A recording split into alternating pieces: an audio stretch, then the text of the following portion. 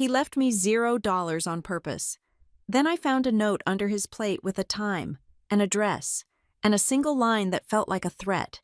I thought it was a scam until his security guard called me by a name I had never told anyone. By the end of that week, my family was begging, and a billionaire's empire was about to go to war over me. My name is Brooklyn Rivera. I am 33 years old, and if you cut me open, I am pretty sure I would bleed canola oil and sweet tea. The Gulf View Grill did not just employ me, it consumed me. It was a small, boxy diner perched on the edge of Galveston, Texas, right where the humidity coming off the Gulf of Mexico felt heavy enough to wear like a wet wool coat. The air inside the diner was always thick with the smell of frying catfish and the stale, sugary scent of pancake syrup. Overhead, 3 ceiling fans wobbled on their mounts, clicking rhythmically as they tried and failed to cut through the heat. It was the kind of place tourists found charming for exactly 45 minutes before the noise and the grease set in. For me, it was not charming. It was a cage. My mother, Darla, and my stepfather, Wade, owned the place, though saying they owned it was a bit of a stretch. The bank owned the roof, the walls, and the deep fryers, and we were just the tenants who paid the rent in sweat. Wade liked to stand by the register, wiping his forehead with a rag that had been gray since 2010, preaching his favorite sermon to anyone who would listen. "Family is first," he would say, usually right after screaming at the busboy for dropping a fork. "In this house, we stick together, we survive together." It was a nice sentiment. It looked great cross-stitched on a pillow. But in the Rivera household, family is first actually translated to something much uglier. It meant that my tips were not really my tips. It meant that when the walk-in freezer broke down, my savings account was the emergency fund. It meant that I was 33 years old, sleeping in a converted garage behind the main house, and working 6 days a week for a paycheck that usually dissolved into the restaurant's operating costs before I could even cash it. I was trapped in a loop of guilt and exhaustion. Every time I thought about leaving, about taking my car and driving north until the air stopped smelling like salt and desperation, Darla would give me that look. It was a wounded, terrified look that said I was abandoning them to drown. "You are all we have, Brooklyn," she would whisper. Usually while tallying up the lunch receipts. "We can't run this place without you." So I stayed. I poured coffee. I smiled at tourists who complained that the shrimp was too spicy or the ice was too melted.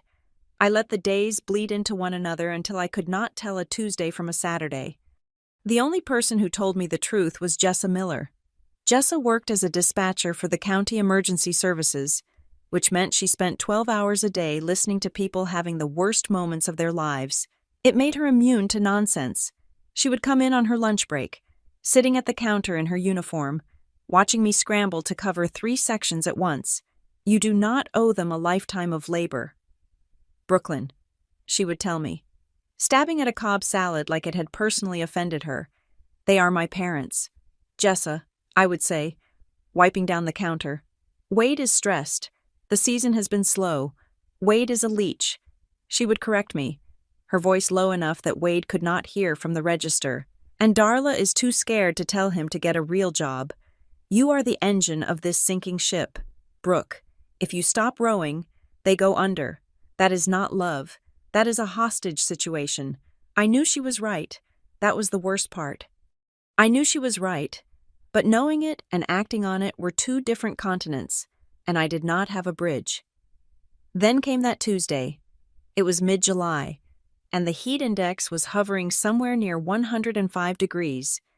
The air conditioning unit on the roof was wheezing, rattling its death rattle, and the diner was packed shoulder to shoulder with sunburned tourists. The noise level was deafening. It was a cacophony of crying babies, clattering silverware, and the sizzling hiss of the grill. I was in the weeds, juggling 4 tables that had all been seated at once. Table 6 wanted extra ranch. Table 4 wanted to know if the gluten-free toast was actually gluten-free. Table 8 was a family of 7 screaming for refills on their sodas. I was behind the service station, frantically slicing lemons, when the atmosphere in the room changed. It was not a sound. It was the absence of sound. Usually, You could hear cars pulling into the gravel lot outside.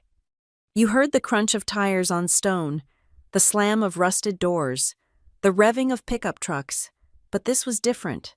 A low, powerful vibration hummed through the floorboards. It felt like heavy machinery. I looked up through the front window, wiping sweat from my temple with the back of my hand.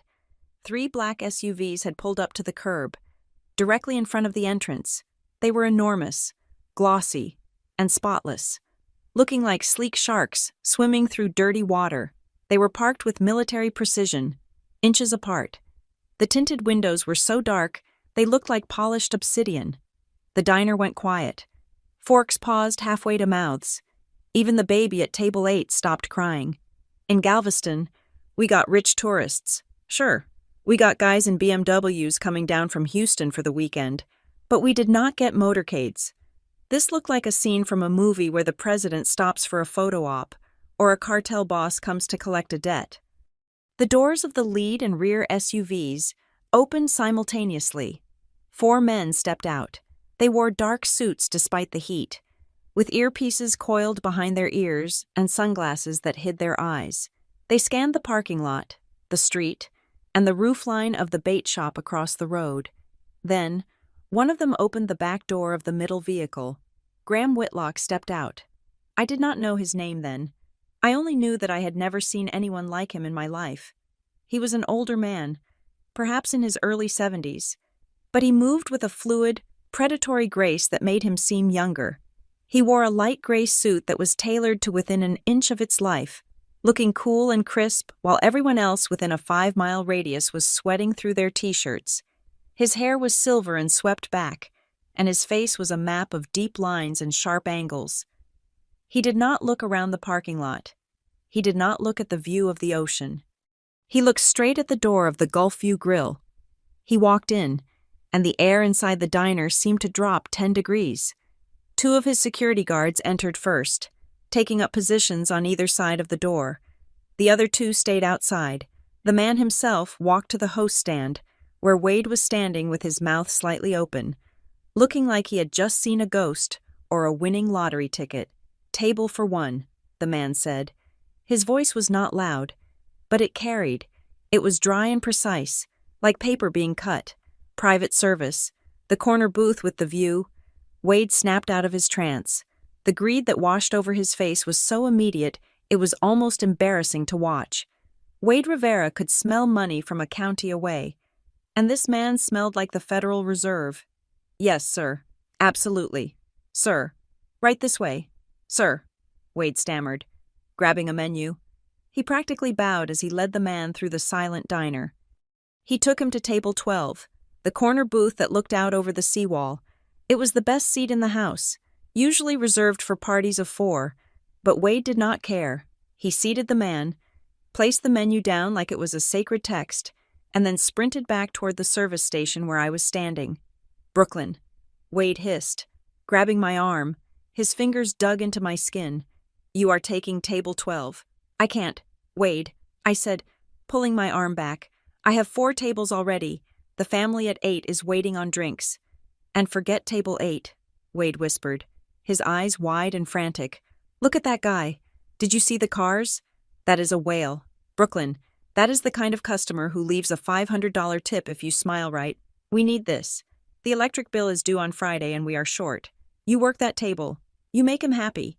He did not wait for an answer. He shoved me toward the floor. I took a breath, smoothed my apron, and grabbed my notepad. I told myself to calm down. It was just a man. Just a rich guy who probably wanted a quiet lunch away from his ivory tower. I had served rich people before. They usually wanted their dressing on the side and their iced tea with no ice. I could handle this. I walked toward table 12. The man was sitting perfectly still. He had not opened the menu. His hands were folded on the table in front of him. They were manicured hands, but they looked strong. As I approached, he turned his head slowly to look at me. That was when the feeling hit me. Usually, when men looked at me in the diner, it was one of two things. They were either hungry for food, or they were hungry for something else. I was used to the wandering eyes, the unwanted compliments, the clumsy attempts at flirting. I had armor for that. I knew how to laugh it off, how to deflect, how to keep the tip while keeping my distance. But this man was not looking at me like that. His eyes were a pale, icy blue, and they were devoid of any warmth. He did not look at my body. He looked at my face. He looked at my hands. He looked at the way I held my pen. It felt like he was taking me apart, layer by layer. It was an evaluation. It felt clinical, detached, and terrifyingly intense. I felt like a specimen under a microscope. "Good afternoon, sir," I said, forcing my customer service smile onto my face. It felt tight. "My name is Brooklyn. I will be taking care of you today. Can I start you off with something to drink?" He did not blink. He just held my gaze for 3 seconds that felt like 3 hours. He was studying me. He was searching for something in my features. "Ice water," he said finally, "with lemon and the blackened redfish, no sauce." He did not look at the menu. He knew what he wanted. "Is that all?" "Sir," I asked. "For now," he said. I turned to walk away, and I could feel his eyes on my back. The hair on my arms stood up. My heart was hammering against my ribs, a frantic, thumping rhythm that had nothing to do with the lunch rush. Just a meal, I told myself as I hurried toward the soda fountain. Just a rich old man. Don't think too much about it. But my hands were shaking as I scooped the ice. I could not shake the feeling that something had just walked into the Gulfview grill that was far bigger than a lunch order. Wade saw a walking ATM. Darla probably saw a story to tell her friends at bingo. But I saw something else. I saw a predator who had just swum into our little pond, and for some reason, he had decided to stop swimming right in front of me. I looked over my shoulder as I filled the glass. He was still watching me. He was not looking at the ocean. He was not looking at his phone. He was watching me slice the lemon. I took a deep breath, steadied my hand, and walked back into the lion's den. I had no idea that the man sitting at table 12 was about to dismantle my entire life with the precision of a surgeon. Starting with a bill that would total $24.50, the meal proceeded with the agonizing slowness of a dripping faucet in the middle of the night. Graham Whitlock did not eat like a man enjoying a lunch break. He ate like a man disarming a bomb. He cut his blackened redfish into precise, geometric squares, chewing each bite with a rhythmic deliberation that was almost hypnotic to watch. He did not look at his phone. He did not read a newspaper. He did not stare out at the Gulf of Mexico, where the brown waves were churning against the seawall. He watched me. Every time I passed his table, I felt the weight of that gaze. It was not the leering look I got from the construction workers in booth 4, nor was it the impatient glare of the mother at table 8, who was angry that her child's grilled cheese was taking too long. It was a data collection stare. He was cataloging my movements. When I topped off his water glass, he watched my hands to see if they shook. When I apologized to the couple at the next table for the delay in their order, he watched my eyes to see if my smile reached them. It was exhausting. I felt like I was performing a one-woman show on a stage I had not asked to be on, and the only audience member was a judge who had already decided I was guilty of something. The diner was reaching its peak volume. The lunch rush at the Gulfview Grill was a physical assault on the senses. The smell of frying grease was so thick, it felt like it was coating the inside of my lungs. The noise was a solid wall of sound clattering plates, the hiss of the espresso machine, the roar of the deep fryer, and the overlapping conversations of 50 people trying to talk over one another. I was carrying a large oval tray on my shoulder, balanced on my left hand. It was heavy, loaded with 4 Grand Slam breakfasts, 3 large orange juices, and a milkshake that was already starting to weep condensation down the side of the glass. I was moving fast, navigating the narrow aisle between the booths and the center tables, my eyes scanning the floor for dropped napkins or spilled ice. Suddenly, a large man in a floral shirt at table 5 threw his arms back to stretch, oblivious to the world around him. His elbow shot out into the aisle, right into my path. It happened in a fraction of a second. His elbow clipped my hip, hard. The impact knocked me off balance. My feet tangled. The heavy tray on my shoulder pitched violently to the right. In any other universe, that tray would have crashed. The plates would have shattered. The eggs would have splattered across the floor, and the milkshake would have exploded over the man in the floral shirt. It would have been a disaster. Wade would have screamed. The customers would have gasped. I would have spent the next 20 minutes on my hands and knees cleaning up glass and syrup while holding back tears. But that did not happen. My body reacted before my brain even registered the collision. It was pure muscle memory, honed by 15 years of dodging children and drunk tourists. I dropped my center of gravity, bending my knees sharply to absorb the stumble. At the same time, I twisted my left wrist, counterbalancing the tilting tray. I swung my right hand up, catching the edge of the tray just as the milkshake began to slide. I froze. I was in a low crouch, my muscles screaming, the tray hovering at a 45-degree angle. But everything was secure. Not a drop of orange juice had spilled. The man in the floral shirt turned around, blinking. "Oh, excuse me. Darlin'?" he said, oblivious to the catastrophe I had just averted. I exhaled slowly, straightened my legs, and leveled the tray. I forced the tension out of my shoulders and plastered a smile on my face. "You are fine, sir," I said, my voice steady. Plenty of room. I walked on, delivering the food to table 9 without a tremor in my hands. But as I turned back toward the kitchen, my eyes flickered involuntarily toward the corner booth. Graham Whitlock had stopped chewing. His fork was hovering halfway to his mouth. He was looking right at me. For the first time, the cold neutrality of his expression had cracked. There was something else there now. It looked like recognition. It looked like he had just confirmed a hypothesis. He gave a single, almost imperceptible nod, then lowered his fork and went back to his fish. 20 minutes later, he raised a single finger. I walked over. His plate was clean. The lemon wedges were stacked in a neat pile. The napkin was folded beside the silverware. "The check, please," he said. I nodded and pulled the ticket from my apron. I placed it face down on the table. "Take your time, sir." I walked back to the register where Wade was pretending to organize toothpicks. He was practically vibrating with anticipation. "He is done," Wade whispered, leaning over the counter. "Did he ask for anything else? Did he seem happy?" "He is done," I said.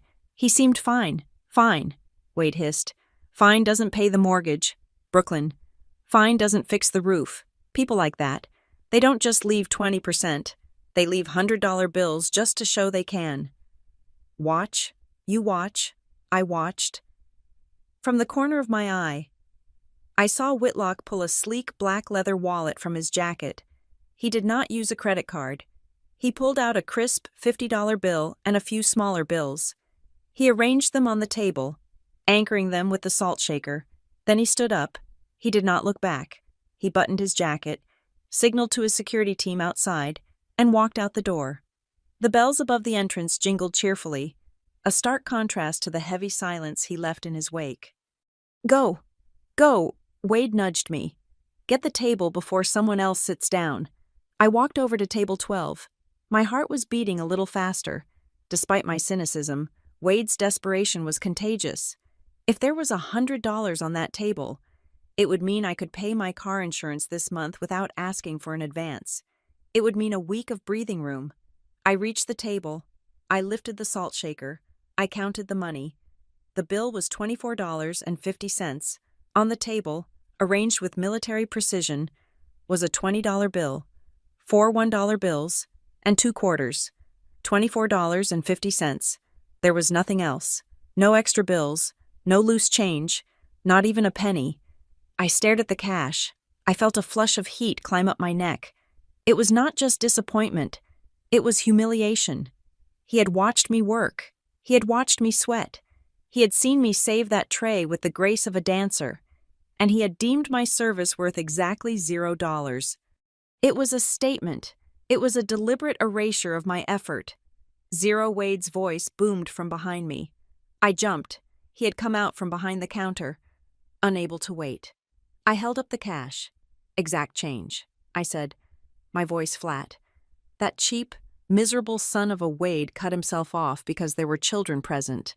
But his face turned a deep, blotchy red. I gave him the best view in the house. I kicked the Millers out of that booth for him, And he stiffs us. He stiffs you. Darla came out of the kitchen, wiping her hands on a towel. What is it? Did he tip Big Zero? Wade spat. Not a dime. Darla's face crumbled. Well, she said, her voice taking on that familiar tone of martyrdom, I guess the rich stay rich by stepping on the poor. It figures. Just our luck. Always our luck. I stood there, holding the $24.50, feeling like a fool. I wanted to be angry at them for caring only about the money, but I was angry too. It felt personal. Just bust the table. Brooklyn, Wade grumbled, turning his back. Turn it over. We need the covers. I swallowed the lump in my throat and nodded. I put the cash in my apron pocket and reached for the empty plate. I was angry. I was tired. I wanted to sweep the dishes into the bin and walk out the back door. I grabbed the edge of the large dinner plate and lifted it up. My breath hitched. There, sitting squarely in the center of the placemat, exactly where the plate had been hiding it, was a piece of paper. It was not a napkin. It was a piece of heavy, cream-colored stationery, folded in half with a sharp crease. It had been placed there deliberately. If I had just wiped the table without lifting the plate, I might have swept it onto the floor, but he knew I would lift the plate. He knew the routine. I glanced around. Wade was back at the register. Complaining to a regular, Darla was back in the kitchen. No one was watching. I picked up the paper. It felt expensive, thick and textured between my thumb and forefinger. I unfolded it. The handwriting was black ink, slanted and jagged, aggressive but controlled. There were 3 lines. The first line was an address in Houston, a specific house number on a street I recognized from the news, a street in River Oaks, where the houses cost more than my entire neighborhood combined. The second line was a time Wednesday, 7:00 p.m. The third line made the blood drain from my face. No tip. Your tip is the truth. Bring the receipt. I stared at the words. The sounds of the diner seemed to fade away, replaced by a high-pitched ringing in my ears. Your tip is the truth. What did that mean? It felt like a threat. It felt like a lure. Who leaves a note like that? Was this some kind of sick game? Was he one of those rich eccentrics who like to toy with working-class people, dangling a carrot just to see if we would jump? My first instinct was to crumple it up. I should throw it in the trash with the leftover coleslaw and the used napkins. I should forget I ever saw it. I should go back to my life, to my safe, miserable loop of frying catfish and paying bills, but I didn't. My hand closed around the paper, crushing it slightly. I looked toward the door, half expecting him to be standing there, watching me read it. But the parking lot was empty of the black SUVs. He was gone. Brooklyn Table 4 needs refills. Wade yelled. I jumped. Comin'. I yelled back. I shoved the note deep into the pocket of my apron, right next to the $24.50. It felt hot against my hip, like a piece of burning coal. That night, the air in my converted garage was stagnant and heavy. The window unit hummed and rattled, but it did little to cut the humidity. I lay on my back, staring at the water stains on the ceiling. The note was sitting on my nightstand. I had taken it out, smoothed the creases, and read it a dozen times. Wednesday, 7:00. River Oaks. It was a 2-hour drive to Houston. I had a shift on Wednesday night. I would have to lie to Wade to get out of it. I would have to tell him I was sick, or that the car broke down. Why was I even considering it? It was insane. You do not go to the home of a stranger who leaves cryptic notes and travels with a private army. That is how people end up on the news in the bad way. But then I thought about his eyes.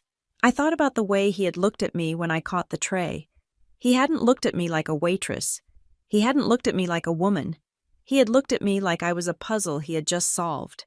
Your tip is the truth about what I rolled over, punching my pillow. I thought about my life. I thought about the grease that never really washed out of my hair. I thought about Darla's guilt trips and Wade's greed. I thought about the emptiness of the last 10 years, the feeling that I was waiting for a bus that was never coming. If this was a scam, what did I have to lose? I had no money to steal. I had no reputation to ruin. But if it wasn't a scam, the phrase echoed in the dark room. Your tip is the truth. It terrified me. It wasn't the promise of money that kept me awake. Money was simple. Money was just math. This was something else. This felt like he knew something. Something about me that even I didn't know. I closed my eyes. But sleep did not come. Every time I drifted off, I saw the black ink on the cream paper. By the time the sun began to bleed gray light through my thin curtains, I knew two things for certain. First, I was going to call in sick on Wednesday, and second, I was going to keep that receipt. I sat in the passenger seat of Jessa's beat-up Honda Civic, my hands gripping the dashboard as if I could physically hold on to my sanity. The air conditioner was blasting, smelling faintly of vanilla and old fast food wrappers. Outside, the humid Texas afternoon was pressing against the glass, but inside, the temperature was freezing. "You cannot go," Jessa said, staring at the note in my lap. She looked at me with wide, serious eyes. "Brooklyn, look at me. This is how episodes of true crime podcasts start. You drive to a stranger's house in a city 2 hours away because he left you a cryptic note. No, absolutely not. I ran my thumb over the heavy cream paper. I know how it sounds. Jess, but you did not see him. You did not see the way he looked at me. It was not sexual. It was not creepy in that way. It was calculating. Calculating is worse, Jessa argued, throwing her hands up. Serial killers are calculating. Cult leaders are calculating. Why can't you just ignore it because of what it says? I whispered. Your tip is the truth. What if he knows something? Jessa knows something about what you are, a waitress from Galveston. Your life is an open book. You work. You pay Wade's bills. You sleep. There is no mystery here. Brooke, I looked out the window. That was the problem. There was no mystery. Just a long gray line of days stretching out until I died. But the feeling in my gut, that cold prickle I had felt when Graham Whitlock looked at me, told me otherwise. I have to go, I said firmly. Fine, Jessa said, putting the car in gear. Then I am coming with you. I will wait in the car. If you are not out in 10 minutes, I am calling the SWAT team. No, I said, grabbing her arm. You can't. If this goes bad, I cannot have you there. You have kids. Jessa, you have a life. I am not dragging you into a potential mess. Then I am not letting you go, she countered. I pulled out my phone. I will turn on my live location. I will text you every 15 minutes. If I miss a check-in by even 1 minute, you call the cops. Please, Jessa, I need to do this alone. She stared at me for a long time, searching my face.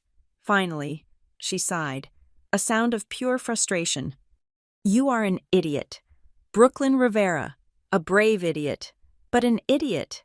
Getting past Jessa was the easy part. Getting past Darla and Wade was the gauntlet. I walked into the house, clutching my purse, trying to look casual.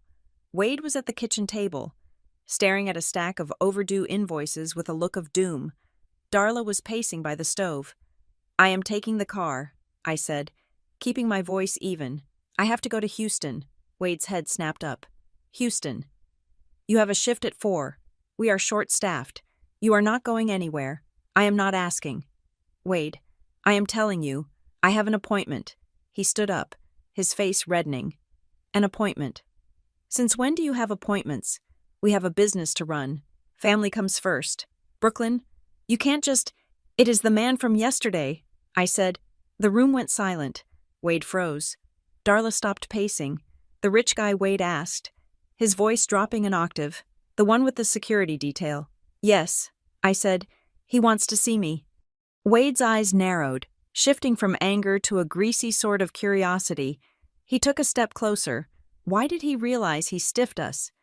Is he going to make it right? I don't know. I lied, Darla chimed in, her voice trembling with a mix of hope and anxiety.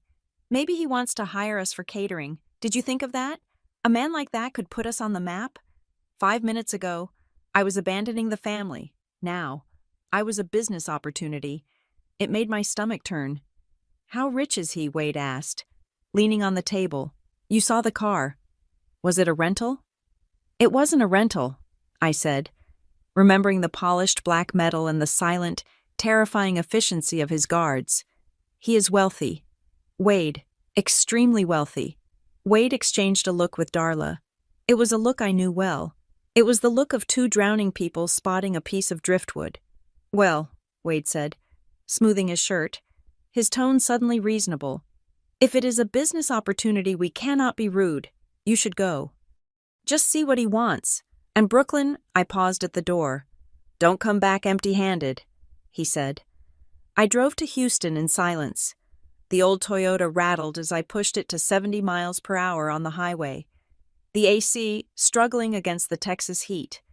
As I crossed the city limits, the landscape changed.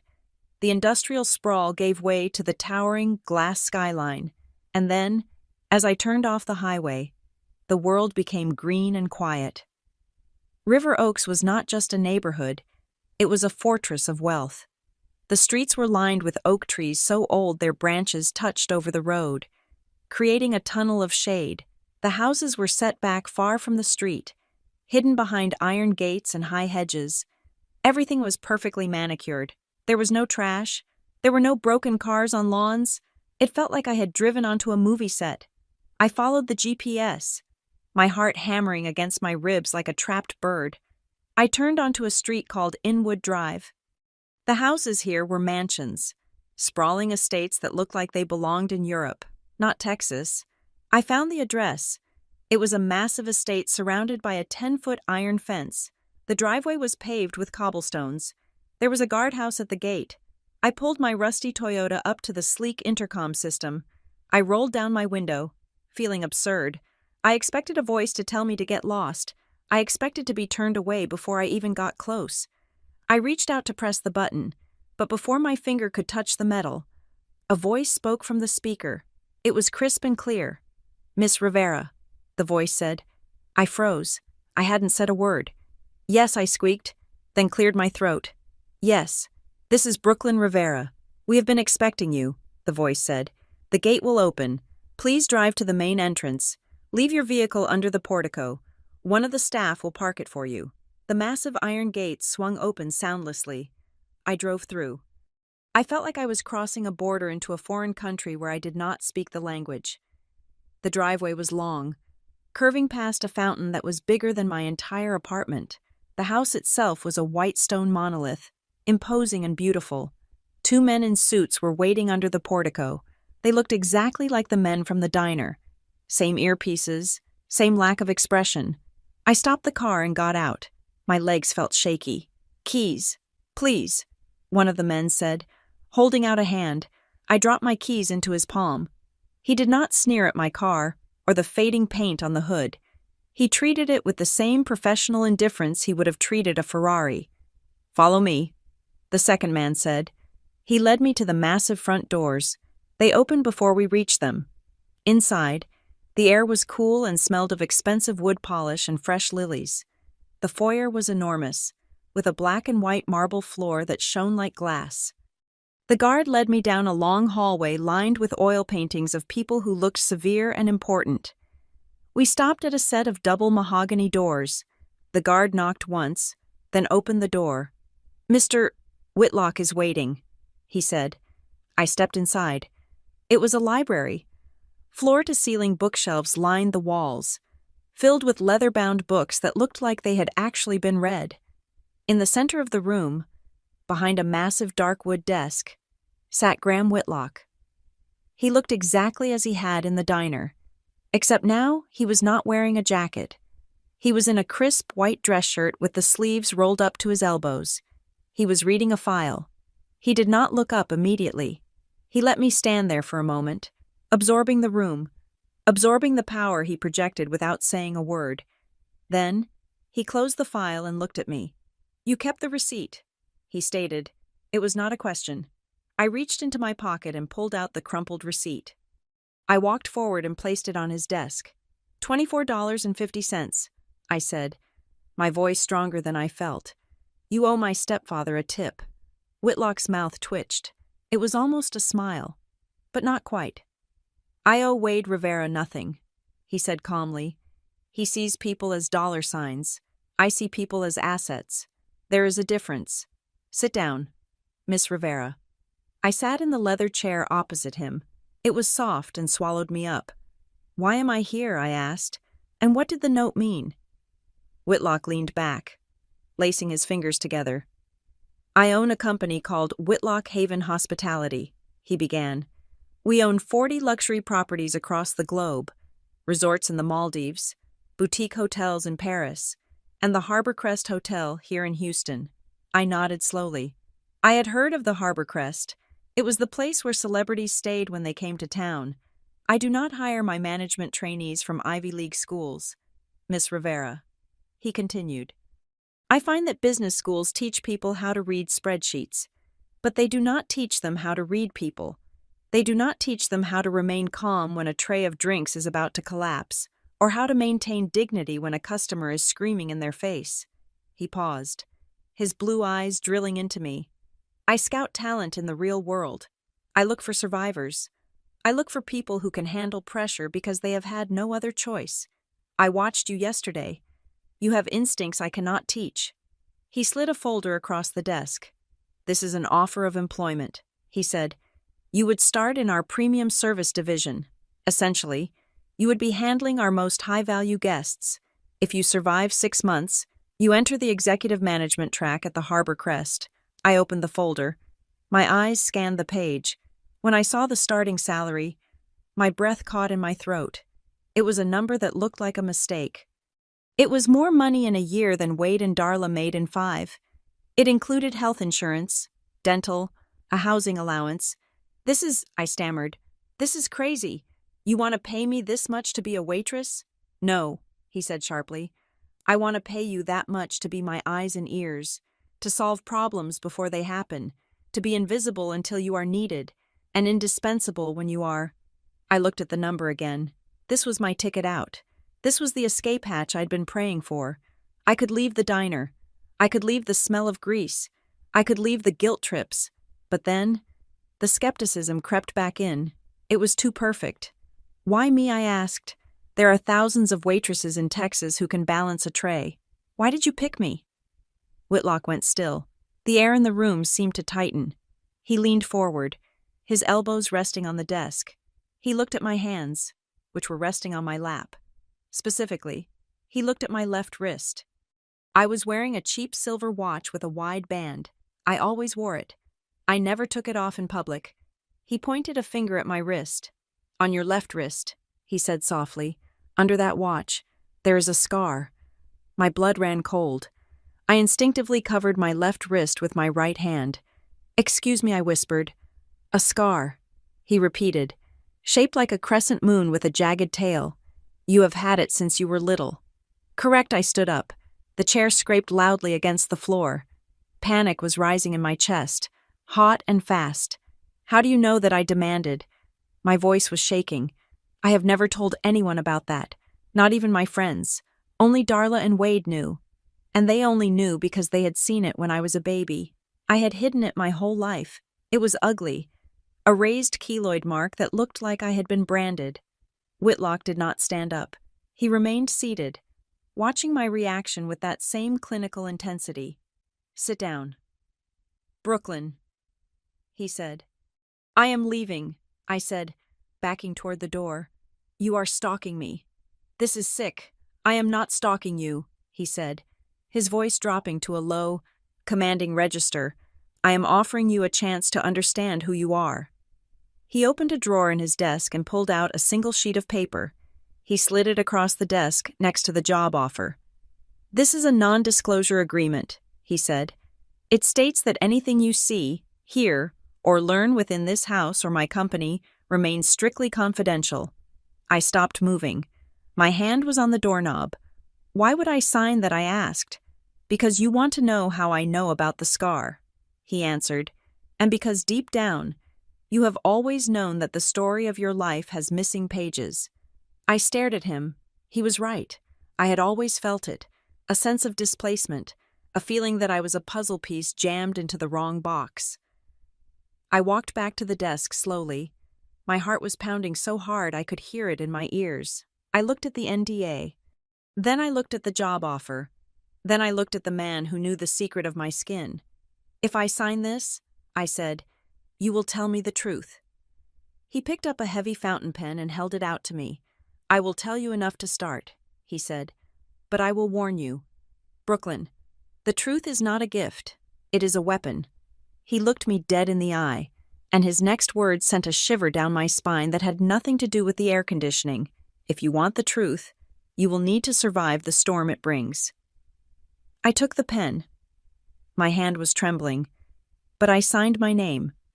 The Harbor Crest Hotel did not smell like canola oil. It smelled of white tea, bamboo, and the terrified sweat of 300 employees trying to remain invisible. Transitioning from the Gulfview Grill to the Harbor Crest was like stepping out of a go-kart and into the cockpit of a fighter jet. At the diner, the rule was simple: get the food to the table before it gets cold. Here, the rule was the platinum standard. Every movement was choreographed. Every phrase was scripted. We did not say no. We said, "Allow me to explore an alternative for you." We did not fix problems. We curated solutions. My official title was Guest Experience Associate. But that was just corporate speak for a problem solver in a tailored suit. The uniform was sharp: a navy blazer, a pencil skirt, and a silk scarf tied with a knot that took me 3 YouTube tutorials to master. The work was brutal, but not in the way digging ditches is brutal. It was a mental siege. I had to memorize the preferences of 200 VIP guests. Mr. Henderson in Suite 402 is allergic to feather pillows. Mrs. Roth in the penthouse requires her coffee at exactly 6:15 in the morning, and it must be at 180 degrees. But the hardest part wasn't the work. It was the target painted on my back. Graham Whitlock had set me up with a corporate apartment and a car service. Every morning, a black sedan dropped me off at the employee entrance. I tried to tell the driver to stop a block away, but he refused, citing Mr.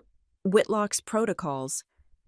So, every morning, I stepped out of a luxury car in front of line cooks and housekeepers who had taken 2 buses to get to work. They hated me. I didn't blame them. In the locker room, conversations would die the second I walked in. I heard the whispers. "Here comes the princess." Someone would mutter, "I heard she didn't even interview. Must be nice to have a sugar daddy on the board." I kept my head down. I focused on the knot in my scarf. I told myself I was there to work, not to make friends. But the isolation stung. My direct manager was a man named Derek Shaw. Derek was in his late 40s, with hair so gelled it looked bulletproof, and a smile that never reached his eyes. He was the director of guest services, and he looked at me like I was a ticking bomb he couldn't defuse. On my 3rd day, he pulled me into his office. It was a glass box overlooking the lobby, designed so he could see everything. "You are doing well." "Rivera," Derek said, tapping a pen on his desk. "Surprisingly well." "Thank you, sir," I said. He leaned forward. His eyes were hard. "Let us cut the corporate act for a second. I have been in this industry for 20 years. I started as a bellhop. I clawed my way up. You walked in off the street into a senior associate role because the chairman made a phone call." He paused, waiting for me to flinch. I didn't. "I'm not saying you are incompetent," he continued, "but in this building, you are a ghost. You have no history, no references, just a direct line to Graham Whitlock. So I have to ask, are you actually good at this job? Or are you just protected?" I looked him dead in the eye. "I survived 10 years of lunch rushes at a tourist trap in Galveston with a broken AC and a fryer that caught fire once a week. Mr. Shaw, I can handle a missing towel in a penthouse." Derek stared at me for a long moment. Then, he gave a short, dry laugh. "We will see," he said. "We have the Tech Energy Gala tonight. 500 guests, senators, oil tycoons. If you survive that without running crying to Mr. Whitlock, I might stop checking your timesheets." I didn't run crying. I ran the floor. The gala was a nightmare wrapped in silk. At 7 o'clock, the main ballroom was a sea of tuxedos and gowns. The air was thick with perfume and ego. I was stationed at the VIP concierge desk, handling last-minute requests. At 8:30, disaster struck.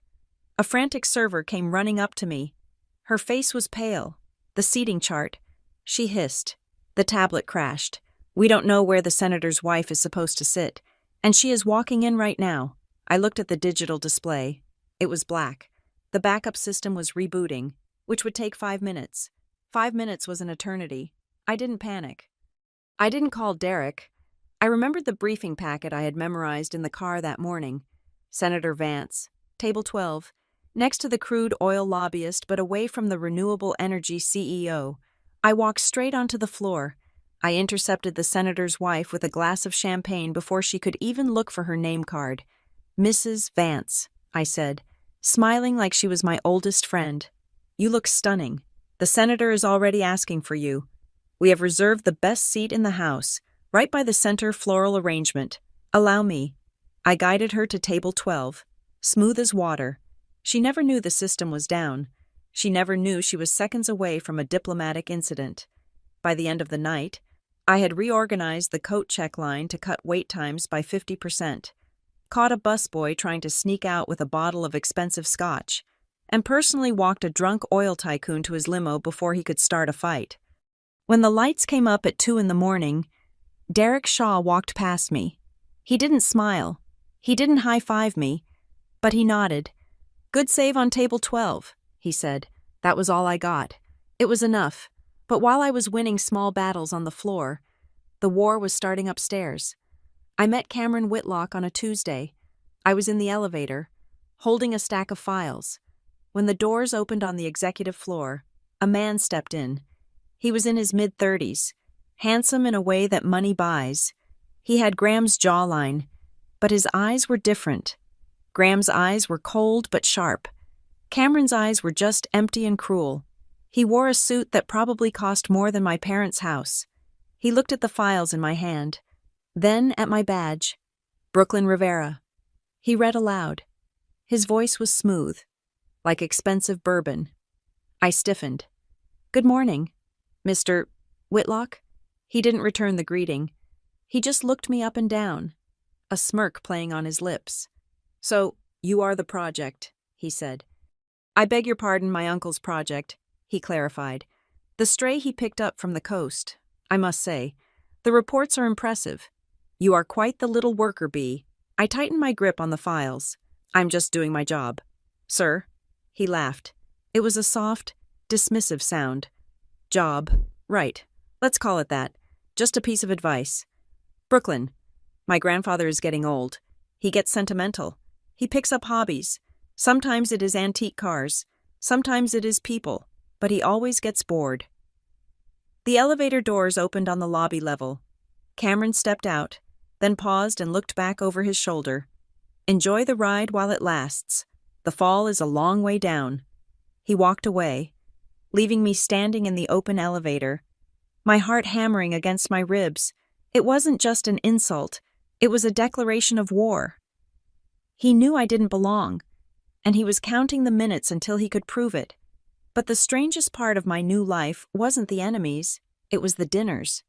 Once a week, like clockwork, Graham Whitlock summoned me. Not to his office, not to a boardroom. He invited me to dinner at the hotel's private rooftop restaurant. We would sit at a secluded table, surrounded by the glittering Houston skyline. The food was incredible truffle risotto, Wagyu beef, things I couldn't even pronounce. But we never talked about the food. We never talked about the hotel. We never talked about Cameron. "Tell me about your 6th birthday," he asked one night, cutting his steak with surgical precision. I paused, my fork hovering. "My 6th birthday, I think we went to the boardwalk. Wade bought me a funnel cake." "Do you remember the hospital where you were born?" he asked another time. "No," I said. "I was born at home." That is what Darla always said. "A midwife delivered me." He would nod, his face unreadable, cataloging every answer. He asked about medical history. He asked if I had any recurring dreams. He asked if I had ever felt like I was being watched as a child. It felt less like a conversation and more like a deposition. He was building a profile. He was checking boxes on a list only he could see. One night, after a particularly grueling dinner where he had asked about my blood type, I went back to the employee office to finish some paperwork. It was late, almost midnight. The hotel was quiet. I needed to update my direct deposit information in the HR portal. I logged into the system, navigating through the employee database. My profile popped up on the screen.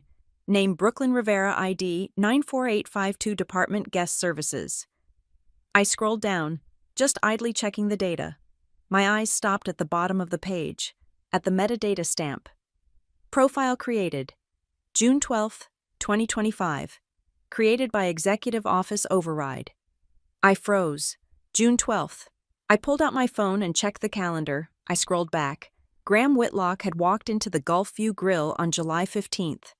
My profile in the Harbor Crest system had been created a full month before he ever sat in my section. A month before the $0 tip. A month before he tested me with the receipt. I felt a cold chill wash over me. The noise of the server room fans seemed to get louder. He hadn't found me by accident. He hadn't been impressed by my service that day. The entire thing, the lunch, the stare down, the note. It was theater. He had come to Galveston to collect me. I had been hired before he even ordered his ice water. I closed the laptop, my hands shaking. I needed to talk to Jessa. I called her from the stairwell, my voice echoing against the concrete walls. Jessa, you need to wake up, I whispered. It is 1 a.m. Brooklyn, she groaned. Unless you killed someone, this better be good. He knew. I said, he knew who I was before he came to the diner. My file was created in June. Jessa, he didn't stumble upon me. He hunted me. There was silence on the other end. Then, the sound of rustling sheets. Okay, Jessa said, her voice sharp and awake now. I have been doing some digging too, since you told me about the scar. I didn't want to say anything until I was sure. But Brooklyn, listen to me.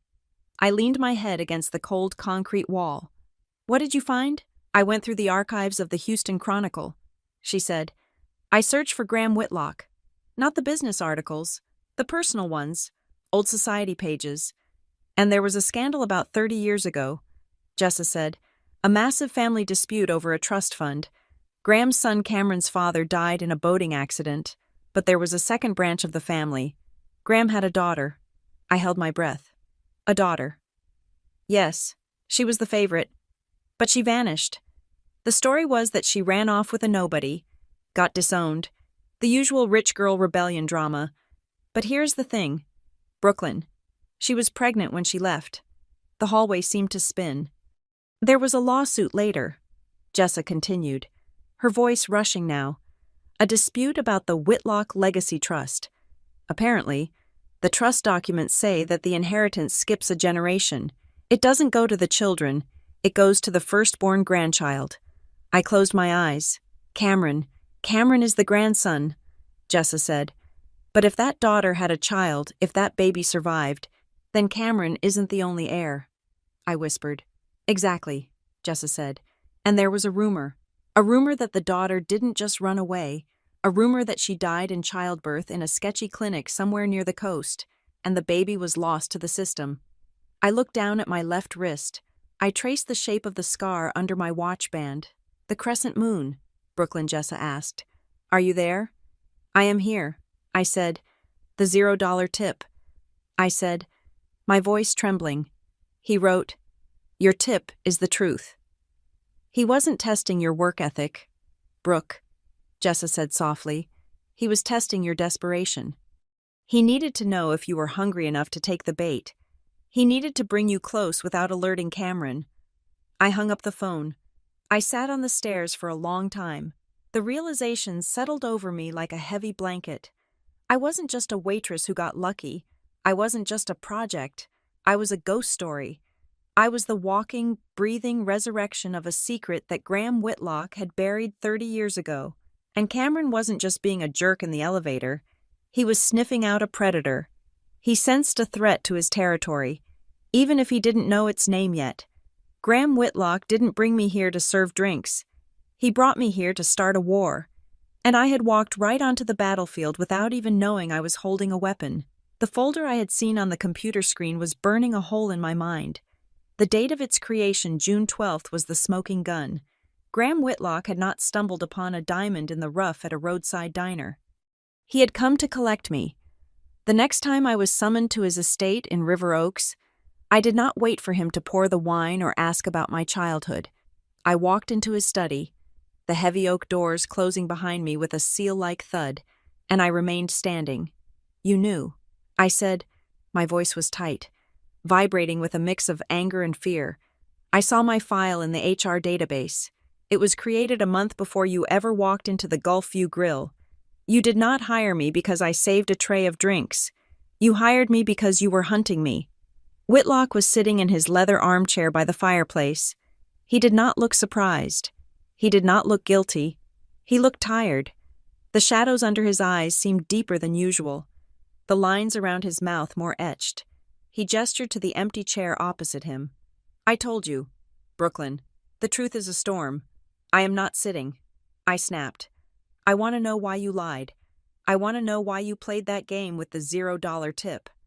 I want to know who I really am to you, because I am done being a project." Whitlock reached into the inside pocket of his jacket. He pulled out a small rectangular photograph. It was old. The edges were yellowed and soft. The gloss faded by time. He placed it on the low table between us. "Face up.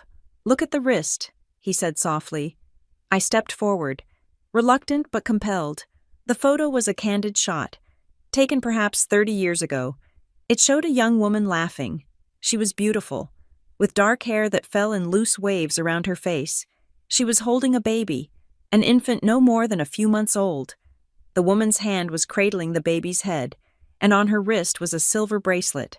I leaned closer. The bracelet was unique. It was a chain of small, interlocking charms. One of the charms was caught in the light. It was a crescent moon with a jagged tail.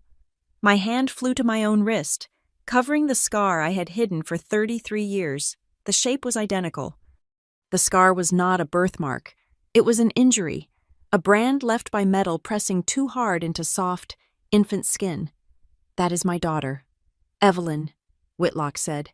His voice broke, just for a splinter of a second, before he hardened it again. "And that baby is the child she had before she was erased from this family." I stared at the woman in the photo. I looked for myself in her face. I saw the same chin, the same brow. "No," I whispered, backing away. "No, this is a trick. I have a mother. Her name is Darla. I have a father. His name is Wade. I have a birth certificate. You have a piece of paper that was bought for $5,000 from a broker in 1992. Whitlock stated. He did not raise his voice. He spoke with the flat, brutal cadence of a judge reading a verdict. "My daughter did not run away. Brooklyn, she was struggling. She was vulnerable. She sought help outside the family because she was proud and because she was afraid of my judgment. She entered a facility that promised support for young mothers. Instead, they specialized in redistribution." He stood up then, leaning heavily on his cane. "They told us the baby died. They told us there were complications. By the time we investigated, the facility was closed. The records were burned. The staff had vanished. For 30 years. I believed my granddaughter was dead." He looked at me. His eyes were wet. But then, 6 months ago, a private investigator found a thread, a nurse who wanted to clear her conscience before she died. She gave us a list of names. Not the names of the children, but the names of the people who bought them. He took a step toward me. One of the couples on that list was Wade and Darla Rivera of Galveston, Texas. I felt the room tilting. I grabbed the back of the leather chair to steady myself. "That is a lie," I said, but my voice lacked conviction. "It is a coincidence." "Is it?" he asked. "Look at the scar." "Brooklyn, that bracelet was a custom piece. I designed it for Evelyn myself. You were wearing it when you were taken. It must have dug into your arm." I shook my head. Denial was a reflex. It was the only thing keeping me from shattering. "I want proof." I said, "Real proof. Not stories, not photos." Whitlock nodded. He pressed a button on his desk phone. "I expected that," he said. The study door opened. 2 people walked in. They were not servants. They were doctors, wearing white coats and carrying medical cases. 2 independent laboratories, Whitlock explained. One is the head of genetics at the medical center. The other is from a private forensic firm in Switzerland. They will take samples now. They will process them separately. Neither knows the other is testing you. I looked at the needles. I looked at Whitlock. If I do this, I said, and it comes back negative, I walk away. I keep the job. I keep the money. But you never speak to me about this again. And if it comes back positive, he asked. I swallowed hard. Then I listen. The next 48 hours were a blur of anxiety. I went to work. I smiled at guests. I dealt with a flooded bathroom on the 4th floor and a lost poodle in the lobby, but my mind was in that study. I looked at myself in the mirror in the employee restroom, tracing my features. Did I look like Darla? I had always assumed I took after a distant relative. I was taller than her. My eyes were different. On Friday evening, I was summoned back. The doctors were gone. It was just Whitlock and a thick envelope sitting on the desk. He did not make me wait. He handed me the envelope. "Read it," he said. I tore open the seal. My hands were shaking so bad I almost ripped the paper inside. I pulled out 2 documents. They were full of charts, markers, and Alleel's scientific jargon I did not understand. But I understood the summary at the bottom of both pages. Probability of paternity, grandpaternity, 99.99. Conclusion: biological relationship confirmed. The paper slipped from my fingers and drifted to the floor. I sank into the chair. The air left my lungs. It was true. The grease, the diner, the endless demands for money from Wade, the guilt trips from Darla. It was all built on a lie. They hadn't saved me. They had bought me. And for 30 years, they had watched me serve them, knowing I should have been sitting on a throne, not scrubbing a fryer. I felt a scream building in my throat, but it came out as a sob. Whitlock moved around the desk. He did not hug me. He placed a hand on my shoulder. It was heavy and warm. "I am sorry," he said. "I am sorry I did not find you sooner." I wiped my face aggressively. I did not want his pity. I wanted answers. The tip. I choked out. "Why the $0 tip? Why the note? If you knew, why didn't you just come to me? Why did you make me serve you?" Whitlock moved back to his chair. He sat down and looked at me with a gaze that was terrifyingly sharp. Because blood is biology. Brooklyn. But character is choice. He steepled his fingers. "I needed to know who you were, not whose DNA you carried, but who you were. If I had walked in there and handed you a check for $1 million, told you you were an heiress, what would you have done? Would you have taken the money and run? Would you have quit your job and become another useless socialite like Cameron?" He paused. "I tested you. I pushed you. I watched you handle pressure. I watched you handle disrespect. When I left you $0, I wanted to see if you would chase me down and make a scene. I wanted to see if you were petty, but you weren't. You kept your dignity. And when you found the note, you didn't sell it. You didn't show it to the tabloids. You came to find the truth." He leaned forward. "I needed to know if you were strong enough, because the family you are entering is not a sanctuary. It is a shark tank." I looked at him, confused. I thought the hard part was over. I said, "I thought finding out was the storm." Whitlock shook his head slowly. A grim smile touched his lips. "No, my dear, finding out was just the rain. The storm is Cameron." He opened a drawer and pulled out a leather-bound document. It looked ancient and official. "Everyone thinks Cameron is the heir," Whitlock said. "He sits on the board. He acts like he owns the city. He believes that when I die, the Whitlock Haven Empire becomes his personal playground." He tapped the document, but Cameron is forgetting the terms of the original family trust. My father was a superstitious man. He did not trust sons. He believed sons became lazy. He set up the voting rights to pass to the eldest grandchild of the direct line. My eyes widened. Evelyn was my firstborn. Whitlock said, "You are her firstborn." He let the words hang in the air. "You are not just a beneficiary. Brooklyn, you are the trustee. You hold the voting majority. If Cameron wants to sell a hotel, he needs your signature. If he wants to appoint a CEO, he needs your permission. If he wants to raid the pension fund to pay for his gambling debts, which he is currently trying to do, he needs you to say yes." I stared at him. The weight of what he was saying was crushing. "Does he know?" I asked. "He suspects." Whitlock said, "He knows there is a threat. He knows I've been looking for you. That is why he hates you. He doesn't know for sure that you are the one, but he is terrified that you might be. Whitlock's face hardened. He looked like a general preparing for a final stand. Cameron has been siphoning money. Brooklyn. He is leveraging the company against itself. He is weak, and he is greedy. If he takes control, he will dismantle everything I built. He will destroy the livelihoods of 20,000 employees. He pointed at me. I did not bring you here just to give you a surname. I brought you here to save the company. I brought you here to stop him. I stood up. I felt dizzy. I was a waitress. I knew how to balance a checkbook. Not a multinational corporation. I can't fight him. I said, he is powerful. He has lawyers. He has the board.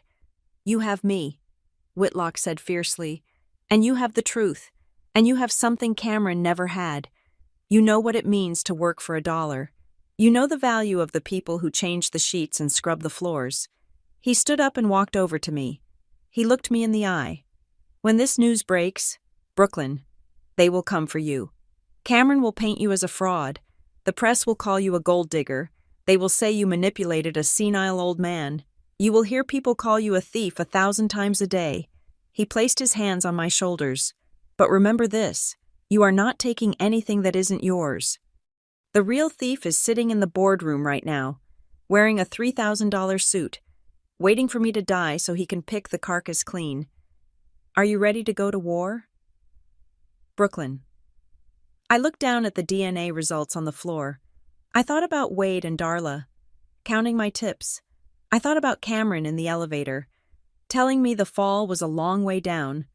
I thought about the scar on my wrist, the mark of a life that was stolen from me before I could even speak. I looked up at my grandfather. I picked up the papers. I folded them neatly. I am not going to war. I said, my voice steady for the first time. I am going to work. Tell me what I need to do. Driving back to Galveston felt like driving backward in time.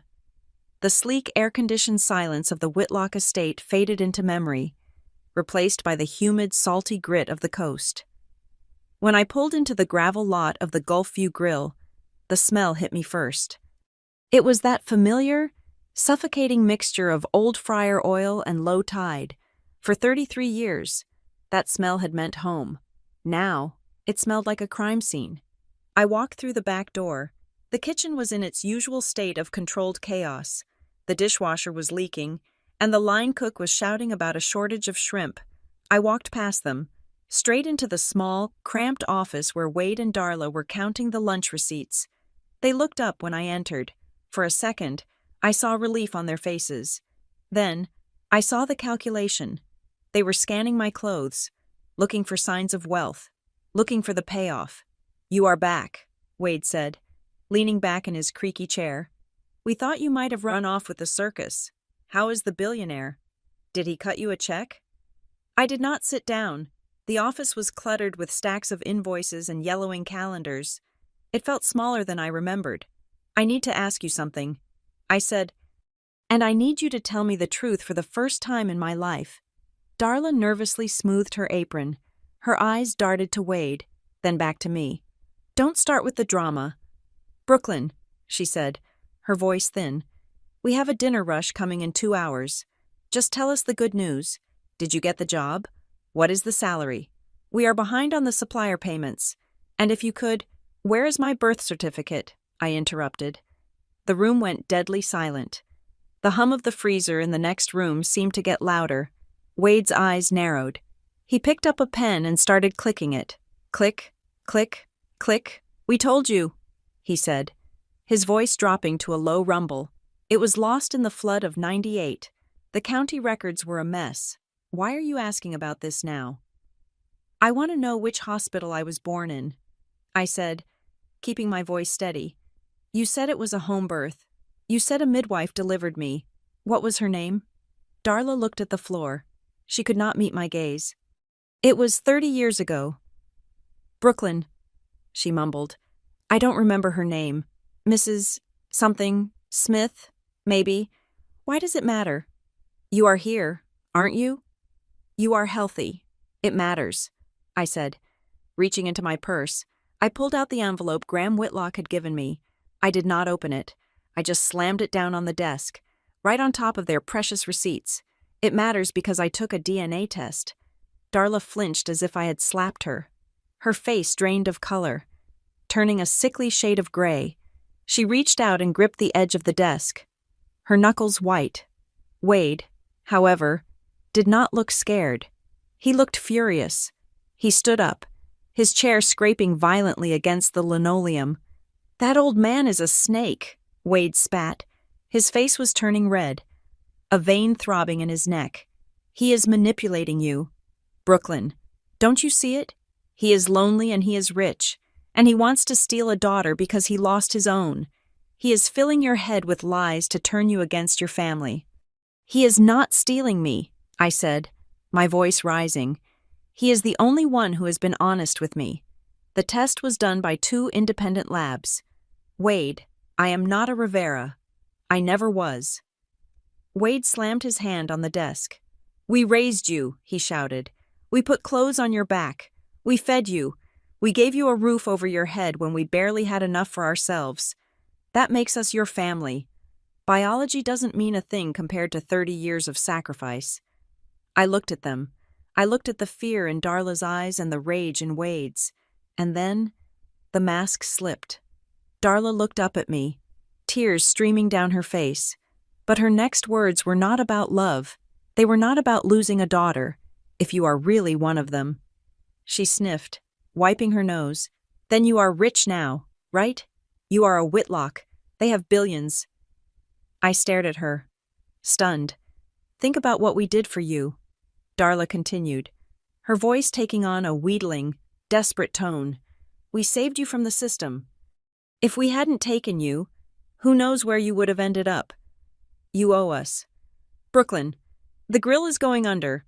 We need $50,000 to fix the roof and pay the back taxes. If you are going to leave us for them, the least you can do is write a check." I felt a cold hollowness open up in my chest.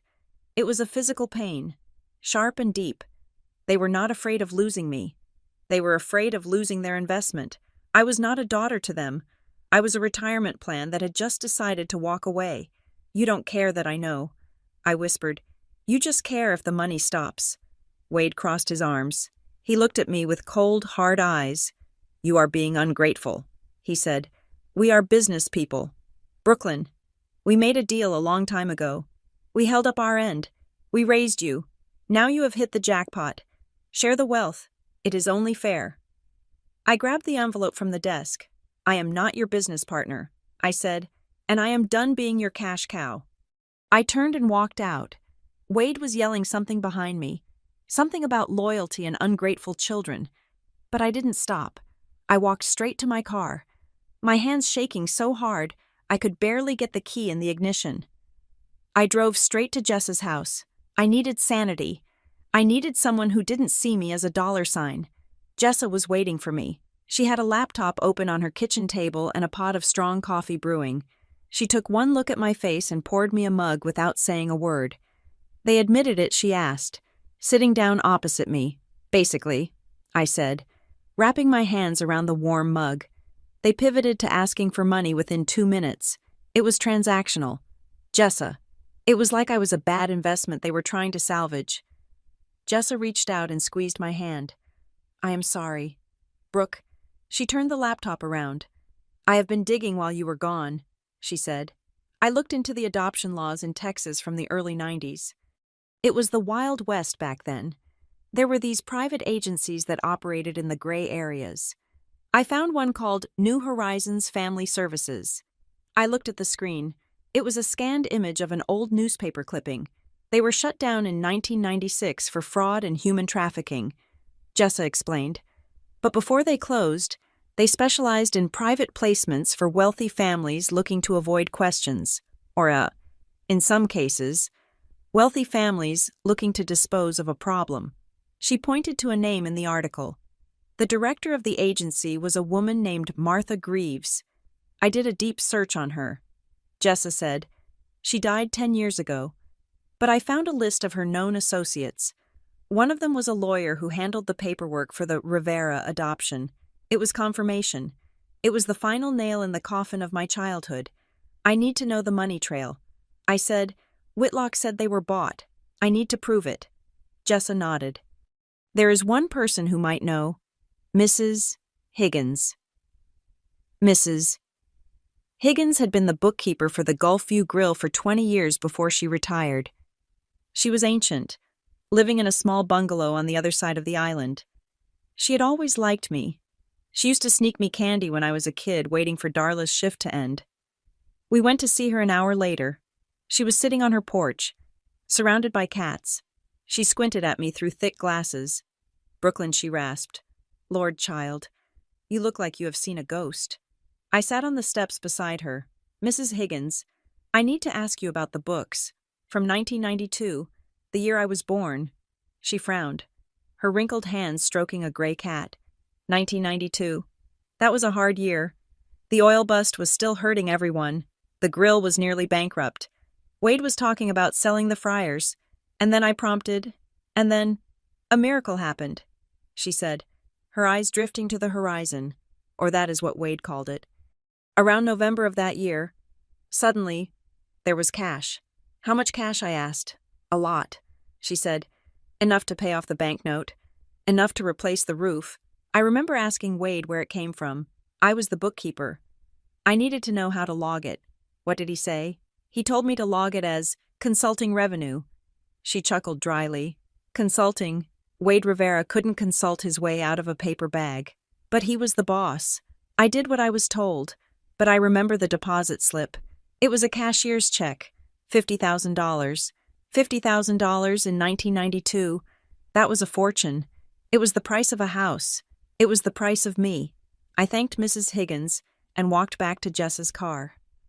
I felt sick, but I also felt clean. The truth was ugly, but it was solid. I wasn't crazy. I wasn't ungrateful. I was a product that had been sold to cover a bad debt.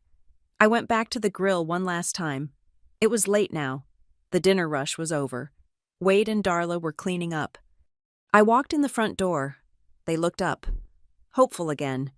They probably thought I had come back to write that check. I spoke to Mrs. Higgins. I said, I know about the $50,000. Darla dropped a stack of plates. They shattered on the floor. A loud, jagged crash that echoed through the empty diner. Wade stopped wiping the counter. His face went from red to a dangerous, pale white. You are digging graves. Brooklyn, he warned. I am digging up the truth. I corrected. You didn't adopt me out of the kindness of your hearts. You were paid. You were paid to take a problem away from a wealthy family, and you used that money to save this restaurant. Darla started to cry again. But this time it was different. It was the weeping of someone who had been caught. We loved you, she sobbed. We did love you. The money was just we had to survive. I looked at her. I believed that, in her own twisted way. She did love me. But she loved her survival more. I am leaving, I said. I am moving to Houston. I am taking the job. And I am taking my life back. Do not contact me. Do not ask me for money. I turned to go. If you walk out that door, Wade's voice boomed, stopping me in my tracks. If you walk out and leave us with nothing, I will go to the press. I turned back slowly. Excuse me. I will call the Houston Chronicle, Wade said, a sneer curling his lip. I will tell them everything, but not your version. I will tell them that the poor waitress from Galveston seduced a senile billionaire. I will tell them you abandoned your sick, elderly parents who sacrificed everything for you. I will paint you as the biggest gold digger in Texas history. He took a step toward me. How will that look to your new fancy friends? How will that look to the board of directors? You think they will accept you when you are splashed all over the tabloids as a fraud? I looked at him. I saw the desperation, but I also saw the malice. He was willing to destroy me if he couldn't own me. I pulled out my phone. I held it up. The screen was glowing, recording. I said, Wade froze. Texas is a one-party consent state. Wade, I said, my voice cold and hard like steel. I have recorded this entire conversation. I have Mrs. Higgins willing to testify about the $50,000. I have the DNA results. And now, I have you on tape attempting to blackmail me. I took a step toward him, and for the first time in my life, he looked small. "If you go to the press," I said, "I will release this recording. I will sue you for fraud. I will sue you for intentional infliction of emotional distress. And I will have the IRS audit every single tax return this diner has filed since 1992. I stared him down. "Do we have an understanding?" Wade swallowed. He didn't speak. He just nodded, looking down at the counter. I looked at Darla. She was sobbing into her apron, unable to look at me. "Goodbye," I said. I walked out of the Gulfview Grill. The air outside was heavy and hot, but as I walked toward my car, I took a deep breath. It tasted of salt and freedom. I drove away without looking back, leaving the smell of grease and the weight of their lies in the rearview mirror. I was done being Brooklyn Rivera, the waitress. I was ready to find out who I was supposed to be. The war did not start with a scream. It started with a notification chime. At 8 o'clock on Monday morning, 3 days after I had walked away from my family in Galveston, my work email pinged. It was not a calendar invite. It was a forward from an anonymous internal address, sent to the entire executive floor of Whitlock Haven Hospitality. The subject line read, "The liability in the executive suite." I clicked it open. My stomach dropped to the floor. It was a dossier. It contained photos of me serving tables at the Gulfview Grill, looking sweaty and exhausted. It had a scanned copy of my high school transcript, which was average at best. And then, there was the narrative. It described me not as a trainee, but as a senile man's vanity project. It insinuated that my relationship with Graham Whitlock was inappropriate. It questioned my mental stability, citing sources close to her family who claimed I had delusions of grandeur. Wade, he had not gone to the press yet, but he had clearly found a way to feed information to Cameron. I walked down the hallway toward my office. The atmosphere had shifted. The polite nods from the administrative staff were gone, replaced by averted eyes and hushed whispers. I felt like a virus that had breached the sterile environment of the headquarters. I reached my desk. Derek Shaw was standing there, looking grim. "You need to see the board schedule," he said. Not making eye contact, I looked at the digital display. An emergency meeting had been added for 10 o'clock.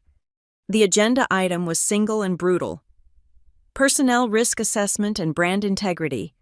"They are coming for me," I said. Derek nodded. "Cameron called it. He is saying your presence is damaging the stock price. He says the rumors are spooking the investors." I straightened my blazer. "Let them come." The boardroom was a cavern of glass and polished mahogany. Cameron Whitlock sat at the head of the table, looking like a shark in a three-piece suit. He was surrounded by his faction 3 board members who nodded every time he exhaled. Graham Whitlock was there too. He sat on the right, looking paler than I had ever seen him. His hands were resting on the table, trembling slightly. Cameron did not waste time. "We are facing a crisis of confidence," he began, his voice smooth and projecting false concern. "We are a luxury brand. Our reputation is built on pedigree and excellence. We cannot have our management structure compromised by experimental hiring practices." He slid a file across the table. "Miss Rivera lacks the education, the experience, and the temperament for this role, and now, with these humiliating leaks regarding her background, she has become a liability. I move for immediate termination." I stood up. I did not ask for permission. "My background is not a liability," I said, my voice cutting through the room. "It is the reality of the people who actually run your hotels. I know what it costs to launder a sheet. I know how long it takes to turn a room. You sit in this tower and look at spreadsheets. I look at the work." Cameron sneered. "That is a charming speech for a union rally, Miss Rivera. But this is a boardroom. We deal in profit, not sentiment." "Enough," Graham Whitlock said. Graham tried to stand. He placed his hands on the table and pushed himself up. "She stays," Graham commanded. His voice was raspy. "As long as I am chairman, she stays. She is more capable than any of you realize. She is suddenly—" Graham stopped. His hand clutched at his chest. His face turned an ashen gray. He swayed, his knees buckling. "Mr. Whitlock," I screamed, rushing toward him. He collapsed back into his chair, gasping for air. The room erupted into chaos. Someone shouted for a medic. Cameron stood up, but he did not look devastated. For a split second, I saw a flash of something else in his eyes. Opportunity. The paramedics arrived in 6 minutes. As they wheeled Graham out on a stretcher, he gripped my hand. His skin was cold. "Hold the line," he whispered. Then he was gone. The ambulance sirens fading into the Houston traffic. The meeting was adjourned, but the damage was done. Graham was in the hospital, incapacitated. My shield was gone, and Cameron was now the acting chairman. By Wednesday, the sabotage went from whispers to warfare. I arrived at my office to find Derek waiting for me again. This time, he looked angry. "Did you authorize the cancellation of the Vertex Tech Summit contract?" he asked. I frowned. "What, no? That is our biggest event of the quarter. It is worth $2 million in revenue." Derek spun his laptop around. "An email was sent from your account at 2 o'clock this morning," he said. "It informed the client that we were overbooked and could not honor the reservation. They are furious. They are threatening to sue." I stared at the screen. It was my email signature. It was my phrasing. But I had been asleep at 2 o'clock. I did not send this. I said, "Someone hacked my account." Derek looked skeptical. "It says the login came from your IP address. Brooklyn." I felt the walls closing in. This was not just a smear campaign anymore. This was a frame job. They were manufacturing cause for dismissal. If I lost the job for negligence, I would lose credibility. If I lost credibility, revealing my identity as the heir would look like a desperate lie to save my skin. "I need the server logs." I said, "You need a lawyer," Derek replied. "Cameron has already called legal. He is preparing a motion for gross incompetence." I walked out of the office. I needed air. I needed to think. I took the elevator down to the basement archives, a place where no one went. I sat on a stack of old banquet chairs, my head in my hands. I was fighting a ghost. I could not fight digital signatures and invisible enemies. A door opened. I stiffened, expecting security to escort me out. It was not security. It was Marianne Klein. Marianne was the chief financial officer of Whitlock Haven. She was a woman of steel, known for her sharp bob haircut and her ability to make grown men cry over budget variances. We had never spoken more than 2 words to each other. She walked over and stood in front of me. She was holding a tablet. "You look like you're about to fold," she said. I looked up. They forged my signature. "Marianne, they are deleting me." She nodded. "I know. I saw the timestamps.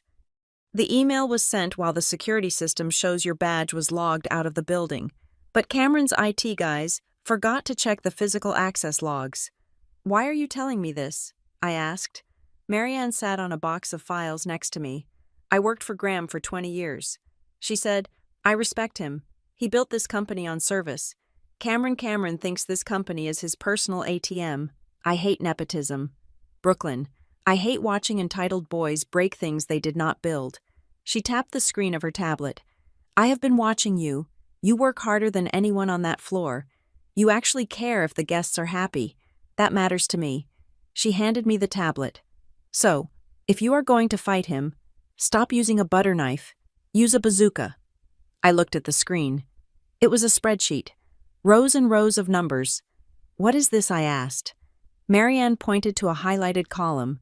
"These are vendor payments approved by Cameron over the last 18 months, she explained. "They are going to a company called Aurora Holdings for consulting services and renovation logistics." I scanned the numbers. $50,000 here. $100,000 there. It added up to millions. I checked Aurora Holdings. Marianne said, "The registered address is a P.O. box in the Cayman Islands, but the bank routing numbers, they bounce back to a private account in Houston." "Cameron's account?" I asked. Marianne smiled. A thin, dangerous expression. "Cameron is not smart. Brooklyn, he is just arrogant. He thinks no one checks the small print because everyone is too afraid of him. He is funneling company money into his own pocket to cover his gambling losses." I stared at the data. This was it. This was the weapon. "If we release this," I said, "he goes to jail. If we release this," Marianne corrected, The stock tanks. The board panics. We have to be smart. We cannot just leak it. We need to catch him in the act. We need him to confess. I stood up. The fear was gone, replaced by a cold, hard clarity. I went to the hospital that night. Graham was awake, but weak. He was hooked up to monitors that beeped in a steady, rhythmic cadence. I sat by his bed. I told him about the forged email. I told him about Marianne. I told him about Aurora Holdings. He closed his eyes for a long moment. When he opened them, there was sadness there, but also resolve. He is my blood. Graham whispered, but he is a cancer to this family. I held his hand. I can stop him. Graham, but I have to destroy his reputation to do it. Graham squeezed my hand. Listen to me. Brooklyn, he rasped. Do not win by becoming them. Do not use rumors. Do not use lies. Do not use the press. He looked at me with intense focus. Win by making it impossible for them to lie. I understood. I went back to the office the next morning. I walked past the staring secretaries. I walked past Derek Shaw. I went straight to my desk and typed an email to the entire board, including Cameron. Subject urgent request for independent audit and operational review. In the email, I stated that due to the recent security breach regarding the Vertex contract, I was exercising my authority as a senior associate to request a full forensic audit of all vendor contracts and digital logs to clear my name. I hit send. 10 minutes later, Cameron stormed into my office. He slammed the door so hard the glass walls rattled. Who do you think you are? He hissed. You do not order audits. You are a waitress. We are about to fire. I looked up at him calmly. If you have nothing to hide, Cameron, an audit will prove I'm incompetent. I said, it will prove I sent that email. Why are you so afraid of a little transparency? He glared at me. His face was flushed. Cancel it, he ordered. Retract the email, or I will make sure you never work in this industry again. I cannot retract it. I lied. I already CC'd the external compliance officer. It is automatic now. Cameron's eyes widened. He knew. He knew that if the auditors looked at the vendor contracts, they would find Aurora Holdings. He backed away.